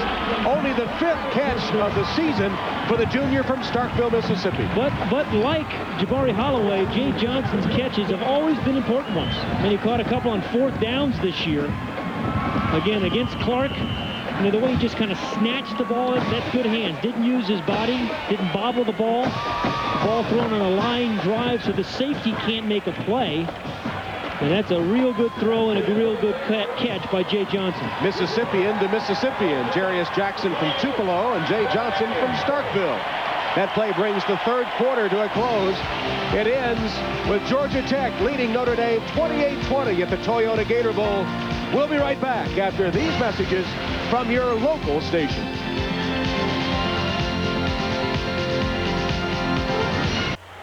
Ready for the fourth quarter in the 1999 Toyota Gator Bowl from Jacksonville. Georgia Tech leading Notre Dame 28-20, but the Irish driving 1st and 10 with the ball at the Tech 28-yard line. Jackson with a handoff to Denson. Inside the 25 to the 24-yard line, tackled by Merrick's Watson. Here are the third quarter stats. A good offensive game, really, by both teams. I mean, this has been a game dominated by Georgia Tech earlier on, then some good second half offense and special teams by Notre Dame. And we're going to have a very interesting fourth quarter. Sounded like a Notre Dame stadium here before we started the fourth, with the Irish band playing Tchaikovsky's 1812 Overture. Trying to rally the Irish, who at one time trailed by 14. Denson. Stopped just short of the 20-yard line. Well, he got 3 yards out of nothing there, Audrey Denson. It looked like he was going to lose yards, maybe 2 or 3 yards. It looked like he was going to bounce it outside, and then boom, he cuts it right back inside and picks up some yardage. And then he's getting ready to bounce. Nope, not there. And then just breaks a tackle. I mean, it's only a 2 or 3 yard run time, but that is a very good 2 or 3 yard run. Sets up a third down and about 3 yards to go. The Irish have converted only 2 of 8 today.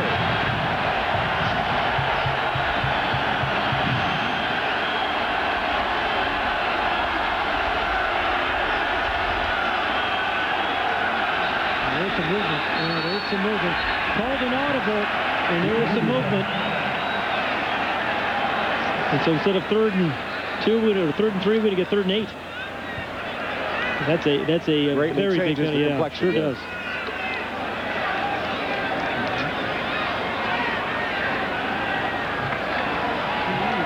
Prior to the snap, false start. Offense, 5 yards. Remains third down. Well, I believe it was up here. It's Dan O'Leary, I think one of the tight ends, number 86. Yep, he was moving. Yep. Now, you know, Notre Dame this second half has been very successful running the quarterback draw and a quarterback power play. This would be an opportune time for them to do it again. So 3rd and 8 now from the 26-yard line.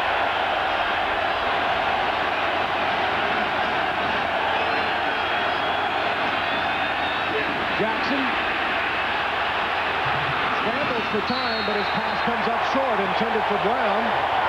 Oh, there's a flag. And there's that's back where Jackson it was, and a little Rosenthal in the middle of a little scrum with some Georgia Tech defenders. Now I think that's a bad call. They would have called that on Nate Stimson. Nate Stimson was getting up, and they said he roughed up Jarius Jackson. I think that's a bad call myself. This is, you know, Jarius Jackson does a great job of knowing the situation of the game. You're in field goal range. You cannot take a sack here and get yourself out of field goal range. Scoring opportunity. Well, and here's the play again. That was not the penalty. It was really after he got up. I disagree with you, Tom. I still think it was not a penalty, but nonetheless, they called it. Here's the play there. That's what they say that was unnecessary roughness. And George O'Leary also disagrees with you, Tom. Thank you for pointing that out. He disagrees with the official, too, and as you see, in no uncertain terms. He's got some Irish in him. Yeah. Well, the Irish in green, that is, have a first down, 10 yards to go from the 13 of the Yellow Jackets. Autry Denson looking for a block in the corner, stumbling his way to the 5-yard line. Ball came free, but after he was down.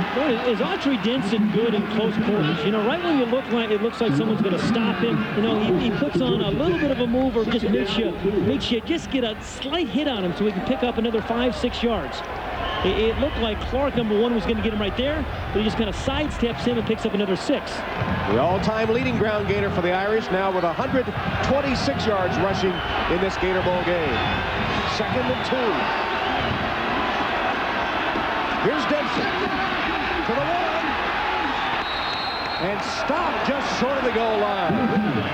Delonte Cameron once again saving the touchdown for the Tech defense. Yeah, not only give Autry Denson some credit, but once again give that Notre Dame offensive line some credit. Good lead block by Jamie Spencer, number 33, and he just runs right through the tackle of Cameron.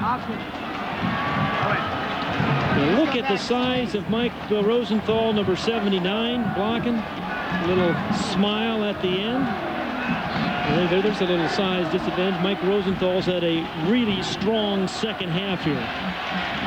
And chosen on some All-American teams. 1st and goal for Notre Dame from the 1-yard line of Georgia Tech. Autry Denson for the touchdown. His 3rd of the game. They should go for 2, I believe. Yeah, they're going to go for 2 points. Notre Dame will go for 2, a thing they have not done a lot of this year. They have gone for a 2-point conversion on 3 occasions this season and have succeeded once. And the other interesting point, Georgia Tech has only had 1 2-point play attempt against them, and that was against Georgia. They stopped them, and that happened to be the margin of victory. So it's 28-26. Notre Dame will go for 2. The only setback is Jamie Spencer. Jackson under center. Pitches it complete, and the 2-point conversion is good. Bobby Brown with the conversion catch, and the game is tied at 28. What a good game. I mean, we've had a little bit of everything. A lot of offense and some good special teams. The touchdown first to Autry Denson, and then the 2-point play to Bobby Brown, his 3rd catch of the day. Good patience in the pocket by Jarius Jackson, leans over the defense, and Bobby Brown hugs the ball for the 2-point play, and we're tied at 28.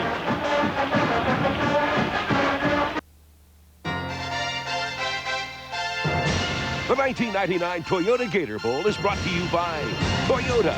Get the most out of the new year every day.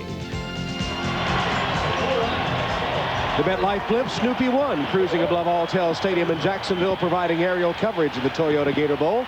Blimp traveling over 60,000 miles a year to cover sporting events and television specials across the U.S. and Canada. MetLife wishing everyone a Happy New Year. And boy, hasn't this been a Happy New Year bowl game to get us started. Boy. 28-28, and Notre Dame has been unstoppable in the third quarter and fourth quarter, the early stages. Yeah, with 30 plays they've run and 3 touchdowns. I mean, they've had a big special teams play, and the offense has been magnificent. And there's the kickoff through the hands of Sean Gregory. Finally picks it up. Ball is loose. Scramble for it. Johnny Sanders knocked it loose. Sanders. Georgia Tech recovered.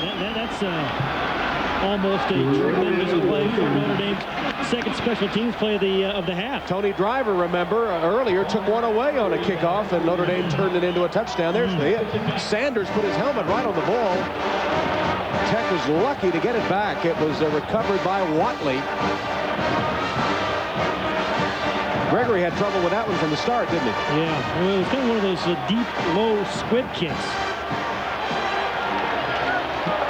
Yeah, that's a good hit by a Johnny Sanders. Helmet right on the ball. Well, Joe Hamilton has handled a lot of adversity this year. He's been the comeback magician, leading comeback wins against Georgia, Clemson, Virginia. They trailed Virginia by 21. Hand off to Philip Rogers.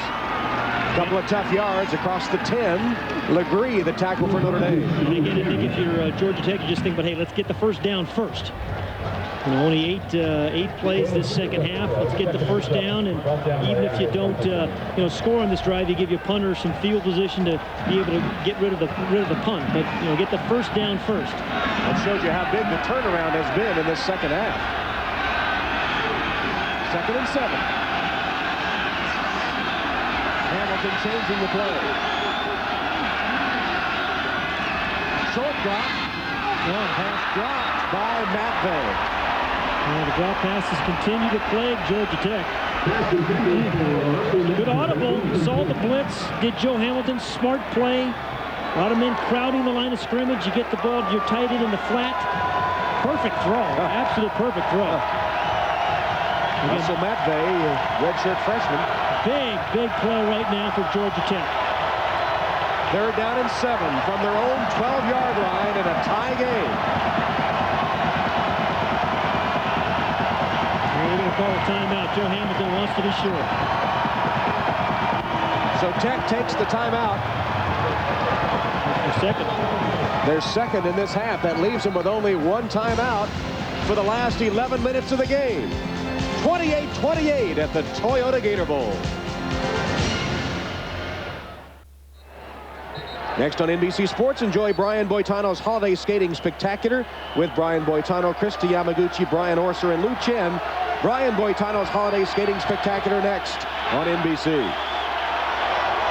3rd and 7, Georgia Tech with their own 12-yard line marking the line of scrimmage. Hamilton's in the shotgun formation. Notre Dame backs out of a blitz. Hamilton completes the pass. Rogers has the first down. A big play. Again by Joe Hamilton. In Charlie Rogers. And Charlie Rogers can hurt you in a lot of different ways, and so can Joe Hamilton. First thing Joe Hamilton does is doing a great job of avoiding the rush. Good outside pressure by Corey Minor. Number 4 steps inside the block of John Carmen and then finds the wide open Charlie Rogers in the flat. In your QB days, how frustrating was it to have a receiver not know where the first down was? Rogers knew exactly what he had to get for the first. Hamilton falls down as he hands to Rogers, and Philip Rogers 3 yards before he's thrown back by Bobby Howard in the center of the Irish defense. Well, we haven't seen much of this second half from Georgia Tech is the option play. They haven't had a lot of plays either, but a lot of times a quarterback stumbles when a guard or a center steps on the quarterback's foot. It looks like a clumsy quarterback, but often it is a lineman stepping on the quarterback's foot that leads him to trip, but nonetheless he got the exchange. Joe Hamilton, 11 of 17 through the air in this game, 174 yards and a pair of touchdowns.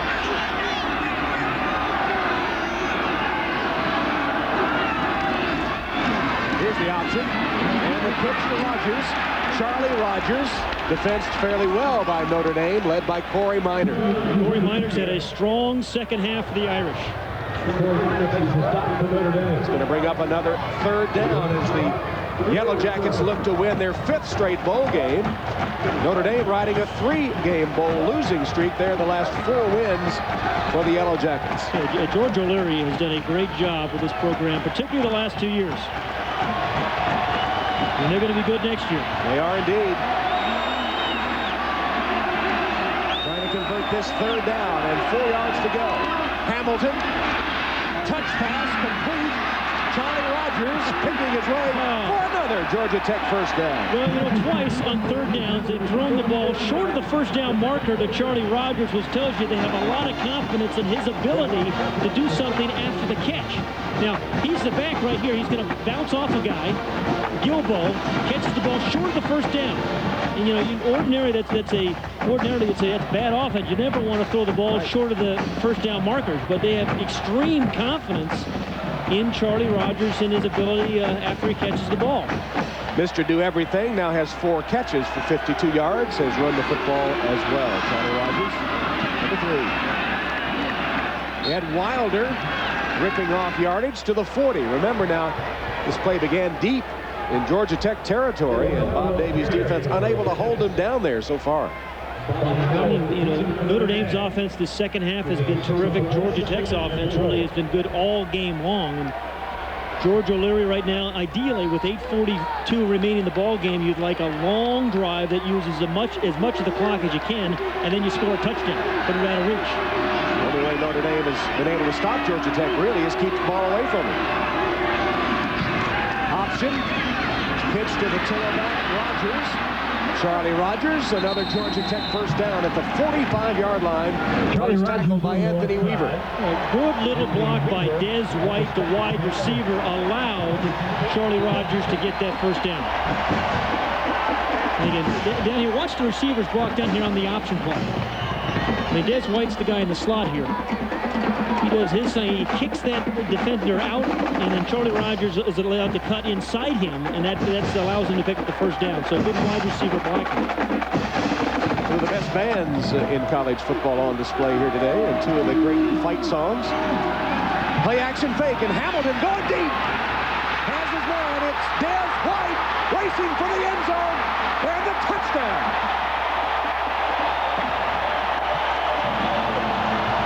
11th touchdown catch of the season for Des White. His second of the game. It covered 55 yards. In his 6th touchdown catch of 50 yards or longer. And then this is what Notre Dame doesn't have, is that big play capability in the passing game. They've been very good the second half, but methodical. Georgia Tech can knock you out with big plays. Now 4 catches, 129 yards, and a pair of touchdowns for Des White. Chambers with the extra point. Got it. Wow. And Georgia Tech right on its average with 35 points. Oh, my. Oh, my. Watch out for that 222-0 score over Cumberland. Oh, good move. I mean, on both touchdown plays that Des White has had, he has put tremendous move. One was an out and up. Remember that? Right. That one he kind of faked a corner and ran the post. So good moves set up the catch. And once again, the protection. This is as good an offensive team as I've seen this year. We've seen some good ones. And what about Joe Hamilton? Is he something? He's so calm. And again, a lot like Jarius Jackson in the pocket. Nothing seems to disturb him. Neither quarterback gets discouraged. Again, Notre Dame is a team that perseveres. With 7:55 remaining, 3 timeouts down by 7. This is a team that has the ability to come back. They have all year. 4th 100-yard receiving game for Des White this season. And Williams is ready to kick it off for the Yellow Jackets, who have reclaimed the lead, 35-28. Irish now send Tony Driver as the deep man on this kick return for the first time. Driver, the man who has been a defensive back, a tailback, and covered a fumble that set up an Irish touchdown earlier. Taken by an up man, however. It is Givens, and David Givens is to about the 26-yard line. Tackle made there by Chris Young of Georgia Tech. Well, you know, this Georgia Tech defense has a theme, and it's called CPR. That's that club punch and rip that we talked about. They need some of that right now. They need a turnover right now. The Davy and the Irish haven't answered for the Georgia Tech touchdown. 38-35-28. They have answered just about everything thrown at them this game and this year. Drive begins from the 25-yard line.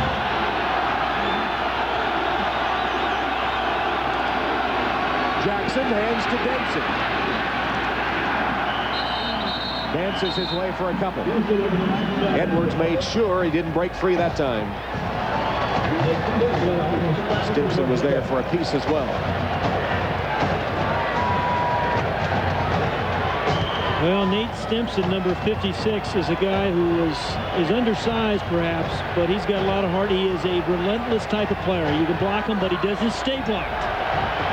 He is a smart, quick, relentless guy. Autry Denson, who gained 34 yards in the first half, has 100 in the second. He's the tailback in the eye. Fake it to him. Jackson steps up. Now he's going to run. Fires at the last minute and overshoots his man. In fact, Johnson appeared to be open, and he threw it over his head. Jarius Jackson was approached at halftime and said, hey, we got to have you be able to move around in the pocket and run, otherwise we're going to replace you. Good pressure from behind. That's Felipe Claybrooks again. And that caused the overthrow to Malcolm Johnson. So it brings up a 3rd and 7 for the Irish. They've converted only 2 of 9 this afternoon. They need this one from their own 28-yard line. Trailing by 7.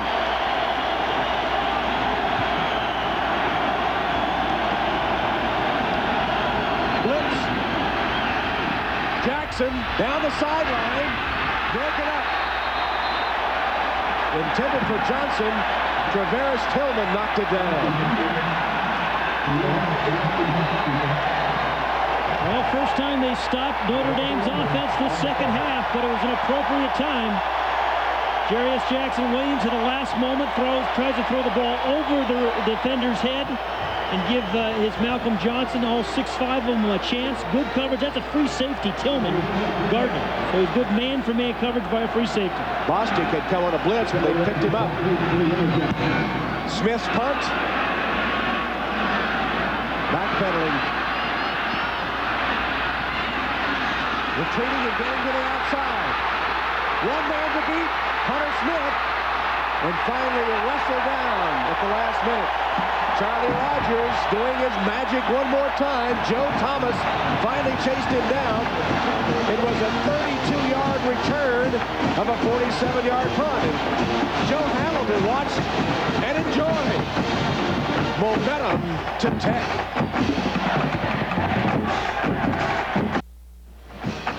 Some of these Holiday Bowl games have been for the Birds, but not this one. Great game. In fact, the Birds have even been in on the action today. Yeah, they have. We'll watch one of these pigeons actually lead the way for Charlie Rogers. He's going to come right into your screen, right in here, I think he is. There he is. And then he follows Charlie Rogers. Turns upfield with it. Yeah, turns upfield, then he goes down the other end to keep nibbling. And I don't think I've ever seen a pigeon get full. They keep nibbling. And, you know, all the pigeons, have you ever seen a baby pigeon? I mean, how many pigeons have you seen? You ever seen a baby pigeon? There's squab on the menu there somewhere. Go look at 169 total yards by Charlie Rogers. Had 181 total yards last year. Joe Burns. Grabbed by the ankles by Brock Williams, perhaps saving a touchdown as Burns had momentarily broken free. Well, I tell you, Charlie Rogers, Joe Hamilton, Joe Burns, Des White, the offensive line. This has been an offensive show by Georgia Tech. And Notre Dame in the second half has been awfully good offensively. But right now, Notre Dame's defense has to find a way to force a punt. 6 minutes left in the ball game. They trail by 7. 2nd and 5 for Hamilton and Georgia Tech.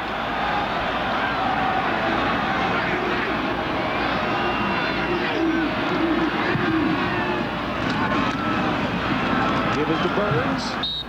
Immediately hit Falls forward for a yard. Well, here comes one of those important third down plays. They're not in field goal range, so if they can stop them here, they can force a punt. So perhaps the most important play for Notre Dame's defense. The Yellow Jacket seems to be enjoying himself. Remember, on these third down conversions, it's been Hamilton to Des White when they really needed it. Yep.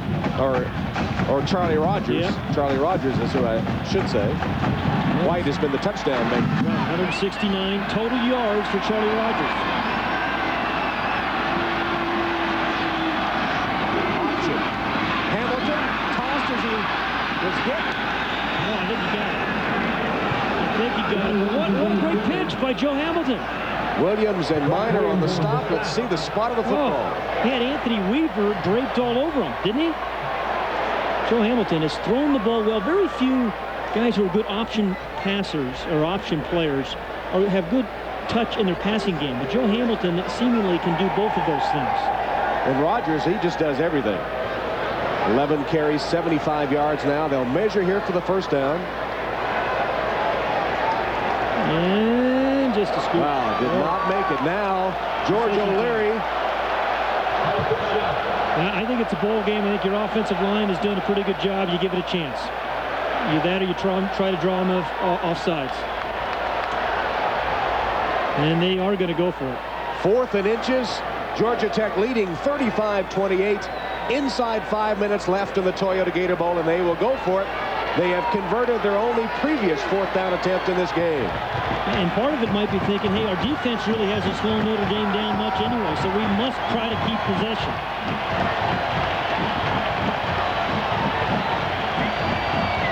Philip Rogers, the short yardage specialist, has checked into the game at running back.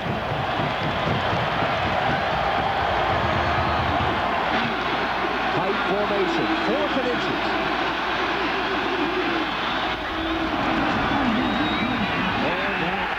First down, Philip Rogers diving ahead to keep the drive going.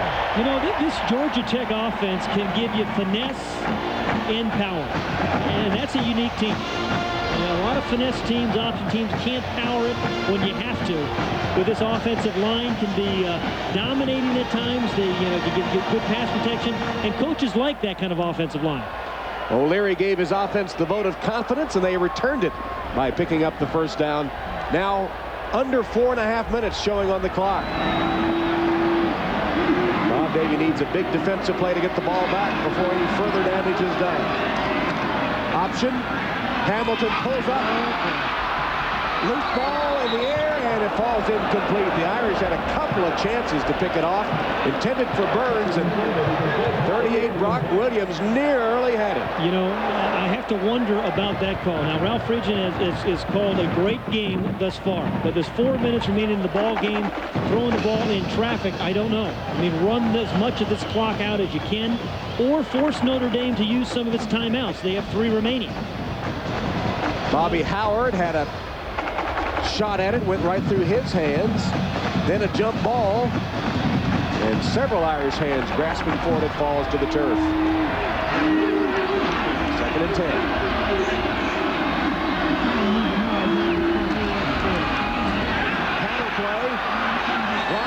Charlie Rogers stopped a couple of yards short of the first down.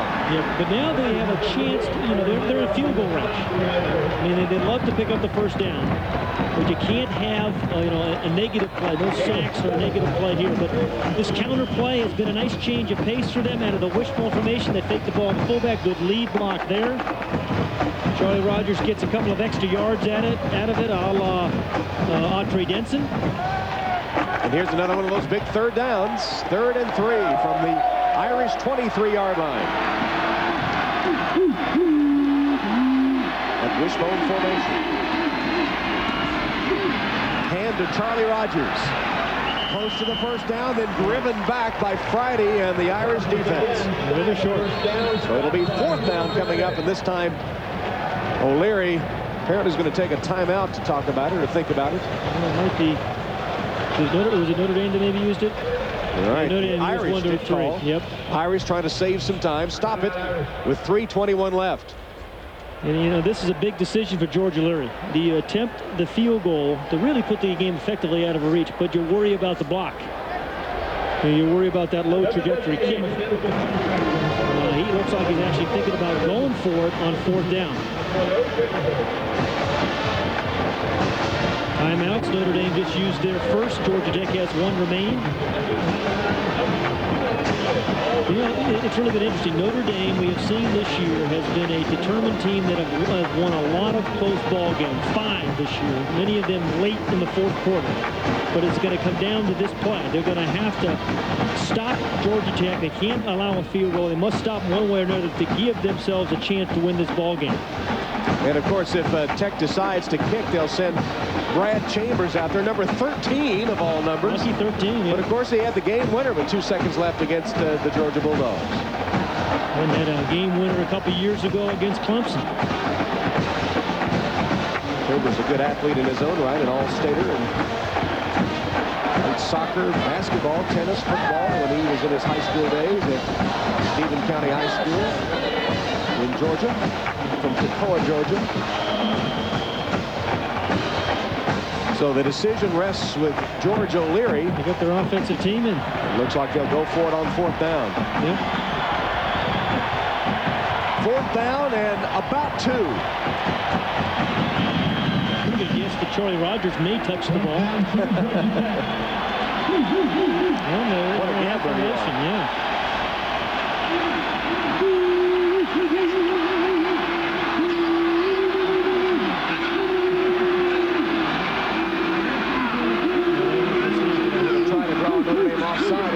Succeeded with that, looked like the Energizer Bunny with that little motion to get going back and forth, and Notre Dame nearly bit, but were able to get back onside. You know what you like about it, too, because Joe Hamilton, as the quarterback, uses his left foot to try to send guys in motion. Sometimes defensive linemen think it's the offensive lineman moving, and they'll jump. But they stayed in place, and now they're still making a decision whether they're going to go for it or kick. So that was their last timeout. Well, the last time Georgia Tech beat the Irish back in 1976, it was in Atlanta at Grant Field. Al Hunter scored 2 first-half touchdowns to give the Irish a 14-3 lead.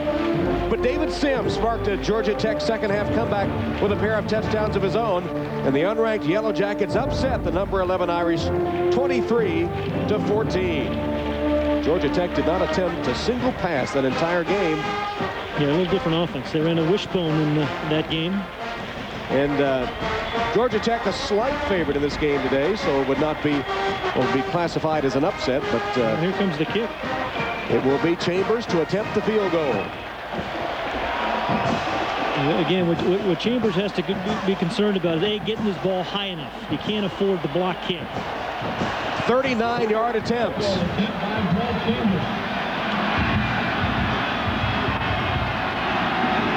Chambers has it up. It's a low kick, and it is no good.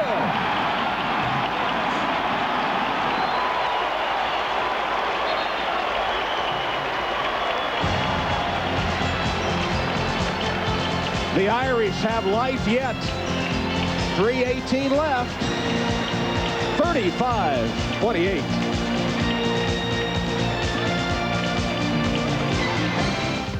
Discretion advised.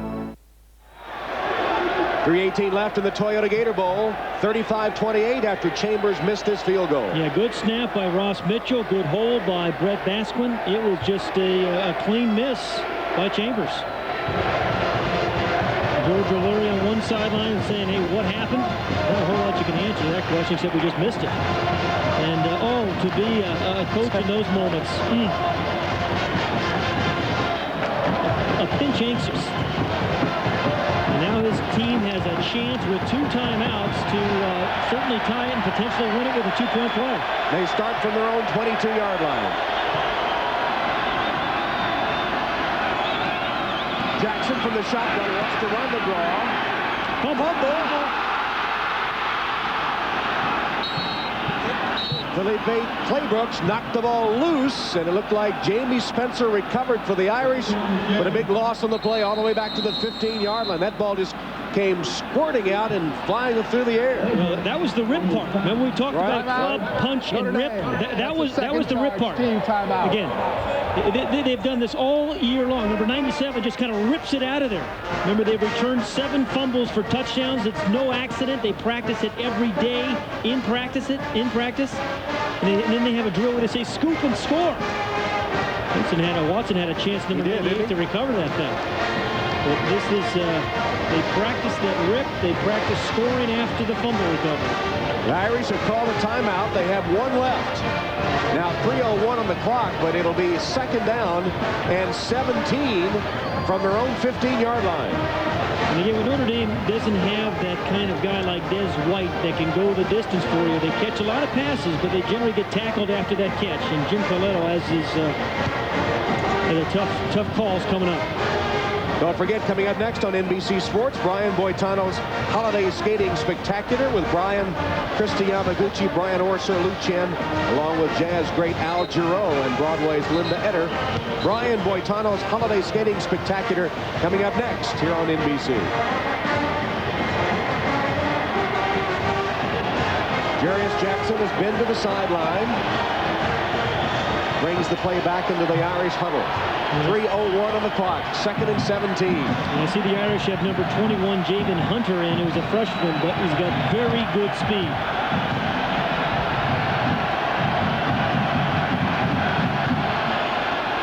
For wide receiver, Hunter, bottom of the screen.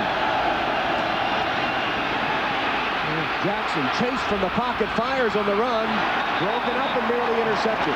Intended for Malcolm Johnson. Gerard Tillman, who's done a good job in the secondary all day for the Yellow Jackets, breaks that pass up. You're right, he has in coverage. It started out, but Brian Wilkins, number 16, a reserve free safety on the blitz, right up the middle, right there. Jarius Jackson did a really good job of just avoiding that, getting out of the way. And then once again, Tillman, known as a good, strong free safety as a tackler, has shown very good coverage ability this afternoon. Well, this remarkable season for the Irish has come down to a couple of plays now. 3rd and 17 from their own 15-yard line. They trail by 7. And the Yellow Jackets, hoping a win here can propel them into the top 10 to set the stage for next year. Jackson stands in the pocket. His pass is incomplete. It'll be 4th down.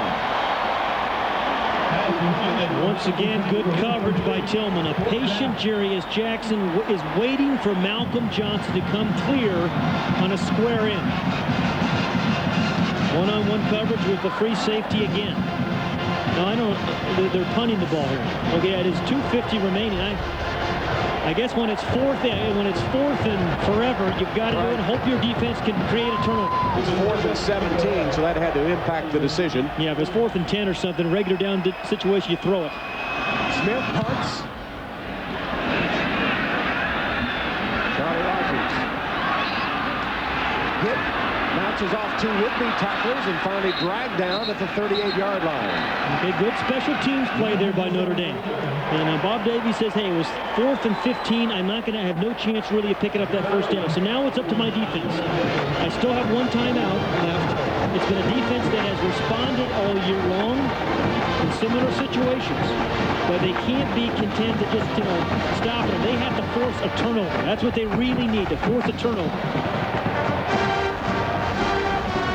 Georgia Tech has not won back-to-back games against AP top 20 teams since 1990. They knocked off Georgia in the last game of the regular season, ranked 12th, and now hoping to stop the 17th ranked Irish. Well, that was their national championship year in 1990.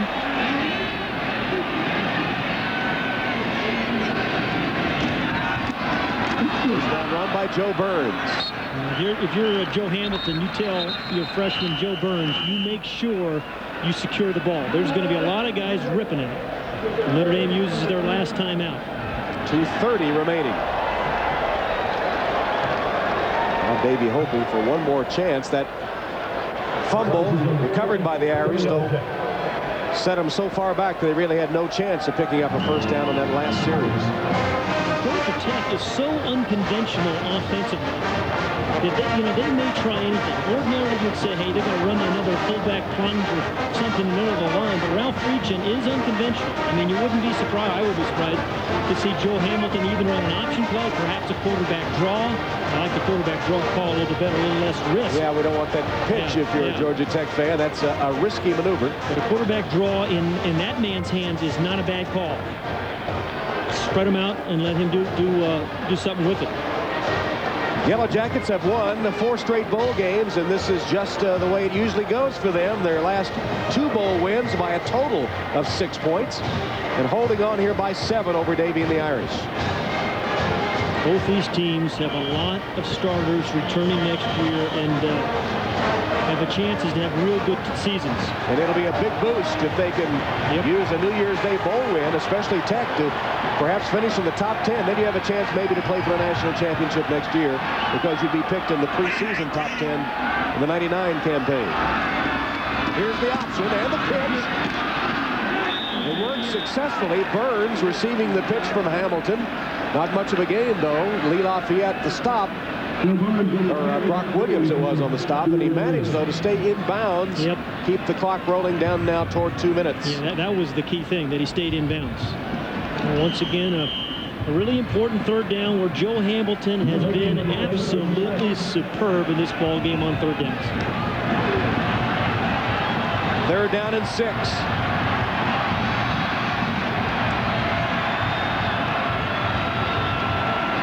Hamilton keeps, dives close to the 1st down. Let's see. This is really going to be close.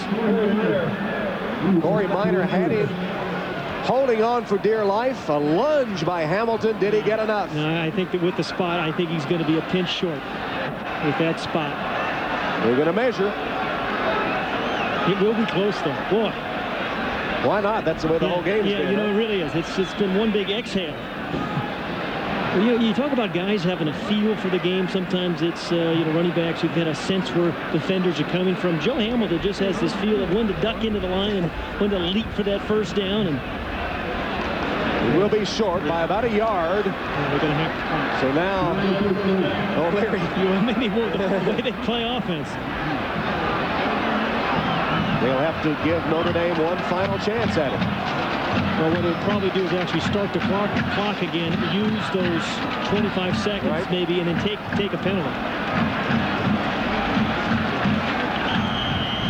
That's what they should do. The clock has been started down to 1:32. They should just, if they're going to... Autry Denson will be the man to return the punt. I think you ought to take a penalty here. Use the full clock.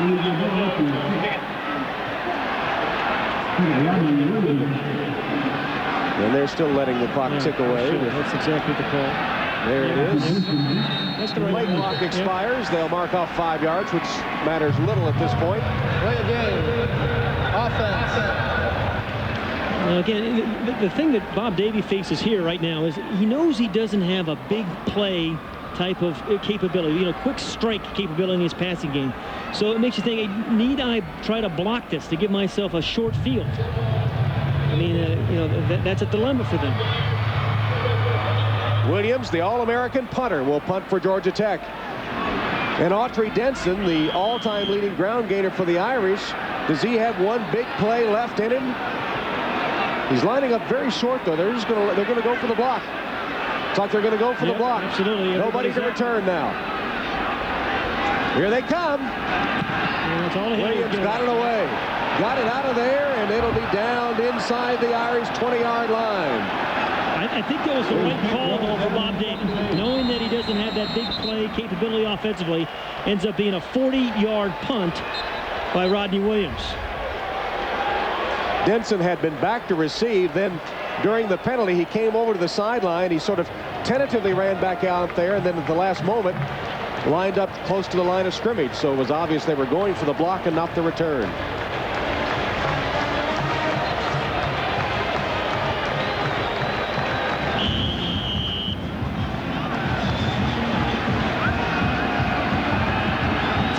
Seconds left. First down Notre Dame from their own 17-yard line, trailing 35-28. Jackson from the shotgun. Flag stopping that one. It'll be a 5-yard mark-off against the Irish.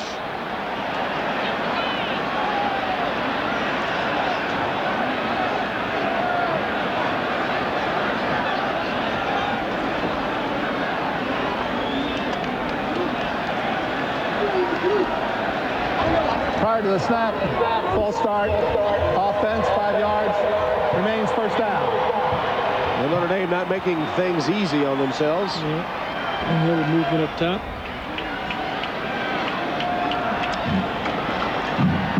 George O'Leary, if he can hang on and wins 10 games, potentially it's a top 10 finish for this season, a real springboard for next year. Hamilton had it all figured out, didn't he? Finished in the top 10 this year. That means preseason top 10. That means win all your games and win the national championship.